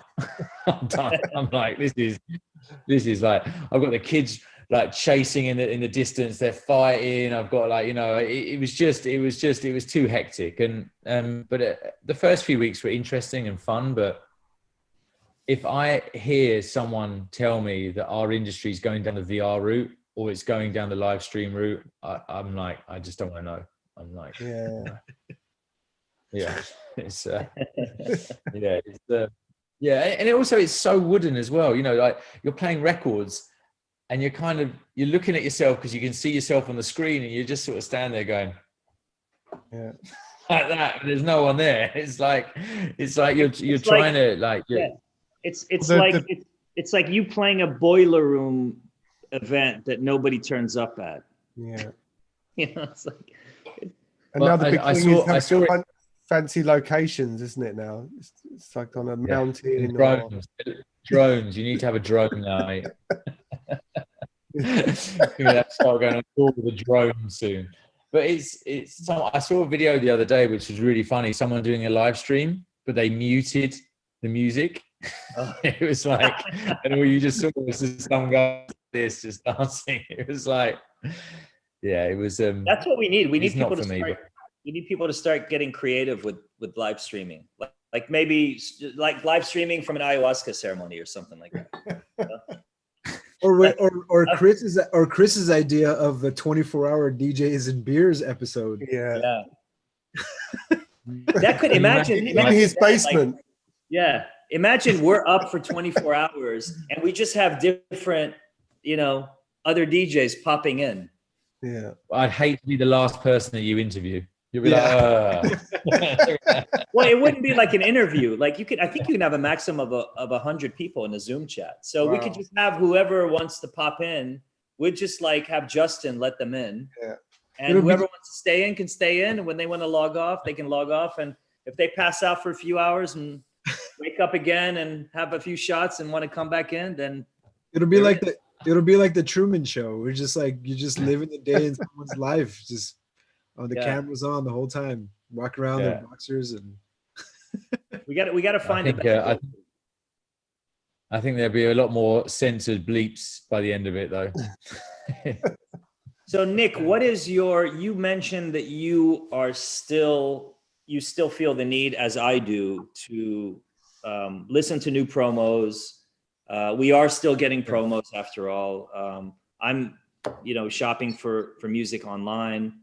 I'm still making playlists as if I have gigs on the weekend or whatever. Like, did you say you're still producing music? How do you feel about releasing music right now, club music, when we can't play in clubs? Have you put a hold on everything? Or I've done one club remix this summer, and that was for Matt, for a remix that that's coming out on Record. Everything else I've done, like I've just done something for Sony, was more the vocal Spotify kind of vibe. I wanted to just go, right, I'm gonna just stretch my production to try and get, something that's slightly different. Because if you can get away with anything, it's now. Like, this is the time where you can get away with anything, because no one's going to judge you. No one's going to like say, oh, that's that. So and that's what I've been working with the club stuff. I've got ideas, but I kind of held back on it. I think I've got one release left with Andrea Liver that's coming out on Saved, one with Matt. And that's kind of it for the club stuff, like the really sort of clubby stuff. I've been working, I actually had MK in the studio last week. He came to my studio in London, and that was nice to work. Mark's in London. So, wow. Yeah. Because Milo's managing him now. So, nice. So, I've been working like in different areas, stuff that I've kind of taken myself out of the comfort zone and just trying different things, because like I said, if there's any time to do it, it's now, Do you think, I know you said that now is the time to experiment with other stuff, but do you still feel like you still want to make club music, or is it kind of you don't care at the moment? Well, it's the thing with our industry. It's like a well-oiled machine. You'd have your gigs, you go to your gigs, you get on your plane, you do it was like a routine, and then you listen to your promos on a Thursday night, you go to the studio on a Monday, you make records, you tweak the record after the weekend, you go back to it. That's all been taken away. So I kind of feel a little bit like lost in the sense of I can't test the record out. I can't, I don't know if this record's going to work. It's insane because you forget how important, again, it goes back to the clubs, how important the clubs are for our music. Test your music out. I know. So you probably had the same thing when you were making your Truncate stuff. I'm sure you tweaked that record a bunch of times from playing out to when you went back to the studio. And we all do it. And I kind of feel that the best time to test something out for me is at an after party. Everything just sounds mint, or that can be a good thing, or it's a disaster, because you're playing all this other stuff that sounds amazing, and then it's sometimes for example, things for me make sense when I'm doing like a little DJ set for some friends at an after party, and I'm listening really carefully, listening to everything, the group and like at the start of lockdown when I was like freaking out, I got offered a Tiesto remix, and normally where I'd be touring, I would be like, I haven't really got time for this, and then obviously I had a lot of time on my hands, and I went and did the remix, and I actually really enjoyed doing it, because the parts were really good. I'm not sure that it made a difference or to my career or anything like that, but it was just interesting to try like things that I'd never do that were in my comfort zone. I kind of went out my comfort zone and just went, fuck it, I'm going to do it. How do you, and this is also a question for Matt and David, like when you guys are doing a remix, do you ask for all the parts? Like, what's your creative approach? Or do you just, like, before you accept, you obviously maybe think about the direction that you want to take it in, or there's something in there that you zero in on that you want to like? I can give you a good example, because the remix I did for David, I think there were like 2 stems. Yeah, say 2. And they're really similar to one another. One was like, it's just basically like a chord progression, and the other might have just been like a high pass version of that chord progression, and that was it. So but you heard that like in the original, did you? Yeah, I love the original. I love the original track, and I thought, because it works, as a piece. But then when you 4 sounds in the original, that's it. So I actually recorded. I recorded my voice for that vocal, and then created loads of other sounds. But I usually, these days, apart from guys like David, I'd love to just work on songs, because if I can have a vocal and have parts where you can really get into it, that's where the magic comes for me, and otherwise, if you're remixing techno, you're basically creating a new composition. That's all you're doing. You're not actually doing a remix, you're just creating a new song, a new track. So. Yeah, and I think the same way. It's like I'll generally ask for all the stems, but I don't necessarily use them all. I'll zero on the parts that catch my ear, and chop those up and use that in the loop, and then I make like what I ghetto box, right? Yeah, it's like my version of this track. It's almost, it's not really a remix. It's kind of like you provided me with the sounds, and this is my track. Yeah. It's fun. I mean, I think you know this as well, Ali. I mean, the same with Nick. If you're working with with Kylie, or if you're working on a remix, it also, for me, it was an education to how songs are made, and what goes into a song, because you literally you're just dissect. You have all of the song dissected within the stems, so you can see how people make pop music. And it also gave me it gave me a big insight of how to make a track. So you're saying you ask for everything. You ask for all the parts. You're saying you ask for all the parts, and then you decide what you want to use. Yeah. So when you do a remix for a pop record, do they give you like all the stems? Yeah, and it can be like just lay out. I can remember when I did a remix for Moby, which was with Debbie Harry on vocals. I mean, they gave me like 100 stems, 100 parts, and then there was all these vocals, under vocals from Debbie Harry, blah blah blah. It was but it can be good fun, you know. You can sifting through all this stuff, and then you make your own, you know, your own thing. Wow. Yeah, no, it's incredible when you get, you know, when I did the Coyote track, like just how sonically good the parts sound.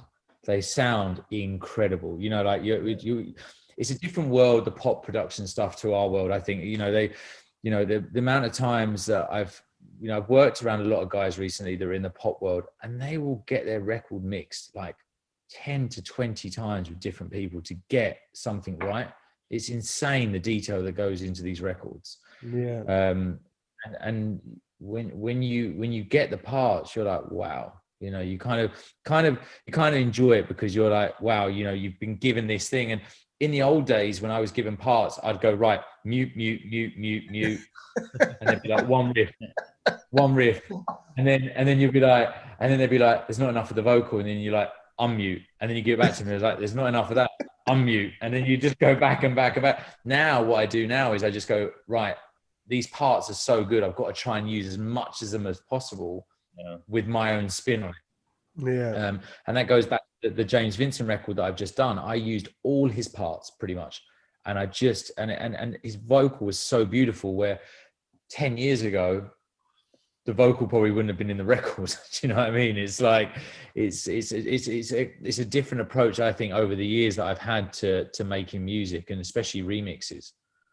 Matt, this is a question maybe more for you and Nick, me as well, I guess, to some extent. Like, when you do these major label remixes, how often, and you put, you know, all your heart and soul and effort into it, how often do you hear back from that artist? Like, in terms of whether they liked it or not. I mean, you might hear very rarely, I think. Very rarely. Really? Especially if there's management companies involved. Even I'd say that even going into our world, when we've worked with artists on records, unless you have like a direct relationship with that artist, there's always this buffer of the management company, and also the artist will retreat behind them. So sometimes it's difficult to get that kind of like, you know, do you like this? Do they like it? Who are you pleasing? Do you know what I mean? It's who approves the remix in the end? I think it depends on the artist. Some artists are really hands off. Yeah. And so it's their management. Like, they just look to their management and the management team or whatever to make those calls. And other artists are super involved. Yeah. I just did a remix about 3 years ago or 4 years ago, The Gorillas, for Damon. Bear in mind, I've never met the guy, never never spoken to him. And he actually messaged back and said, I absolutely love this remix. And, you know, for Damon Albarn, you know, the lead singer of Blur, when I was growing up, you know, he was and I was like, I can make this work in my favor. I was writing my album at the time, and I had a single on it and it needed a vocal. And I was like, do you reckon Damon will sing on this for me? And they went, yeah, of course he will. And within 24 hours, Damon Albarn had recorded his vocals on the record. And it was like, wow. And we've never met, we've never personally spoken, but he was the one that approved the remix in the first place, which led on to me having it on my album. You know, it was insane. It was for me, it was a really big deal. When, you know, when I remixed Deep Dish, you know, obviously me and you spoke about stuff when I was, you know, I think DJs have a real respect for each other to talk and say what they think and what they want. But when you're working with the major artists, you know, I never heard of, you know, of Kylie when I did her remix. I never heard of a bunch of other people. So I think they were obviously decisions that the record label made. I don't think the artist made. Mm-hmm. And I think you also, I mean, it's always down to, I mean, we all know it's all down to the A&R guys, the majors. Like, I think with the Gorillaz. Was that Miles Leonard? Was it Parlophone, or was it who was doing? It was Parlophone. But what it was, it came through Simon Marlin from the Shapeshifters. His wife, Charlie, was Damon's PA. And it kind of went through that channel. So it went through the label, but she had direct contact with me and him. Yeah. And they were like, this is a really good remix. We really appreciate you doing it for us. So I obviously chipped in and went, do you think he would do it? And at the time he was actually working with Mick Jagger in the studio. And he took some time out to write the vocals for me. And it was nice to see. It was very, very humbling and very cool that one of my idols went, fuck it. Yeah, I'm going to take some time for this, this in his eyes, a DJ and do something for him. And which track did you remix of theirs? I can't remember, mate. I really can't remember the name of it. I'm going to Google it now. We did a Quiet Village remix of Kids with Guns, but it was okay. We got the blessing from Parlophone, I think, from EMI to do a bootleg of it in the end. So okay. It was called Ascension, and it had Vince Staples on the record. Nice. I'll have a listen. Yeah.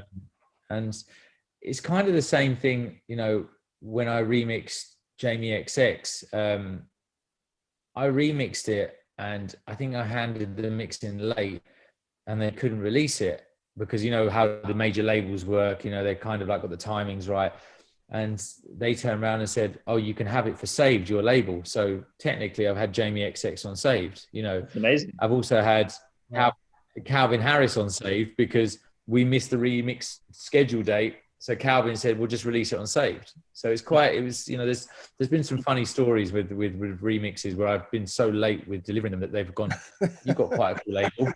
It's same thing with you, Matt, when you gave me the Grindhouse record for Saved. Yeah, for sure. I mean, the thing is, you've got no reason to be late now, have you, Nick? There's no reason for any of us to be late. Yeah, there's can't hide behind a tour or something. Yeah, I was always traveling. And it's also like, I thought, fuck it, you know what? I'm going to start hitting up artists that I really wanted to work with and see what excuse they're going to give me that they can't do a remix or a track with me. It's like, think of the most awkward excuses they can come up with. Well, there's actually a really good one, which not that it's an excuse, but it was a truth. It was that I just was not in the right mindset because of the pandemic. I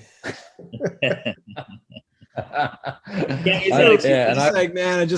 in the studio, I can't produce anything because my mind is just running. And it goes back to what Matt was saying about the after party. Kids are a great excuse. Yeah, kids are the best excuse. Yeah, I don't have kids. The amount. Use that excuse. No, you can use the kid to get you out of any situation. Yeah, that's true. You don't feel like going anywhere. Oh man, my kid just doesn't go to bed. I'm sorry. So Nick, tell us, do you have anything that you want to plug? Anything that we can look forward to, whether it's a DJ super spreader, Plague Rave, or like a remix, or that's why Matt's got me on the show. He knows I've got a remix coming out. Like anything spreader event.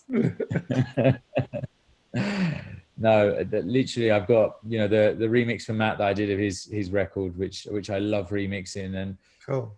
Literally apart from that, Ali, like I said, this is probably one of the highlights of the last 6 months coming on the show with you boys. And cheers. At the moment, there's not a lot going on, bro. There's not a lot going on. Well, here's hoping that as an industry we'll continue to work together to move things forward and show the politicians what a viable industry we are. That's right. That's Hopefully. right. Cool.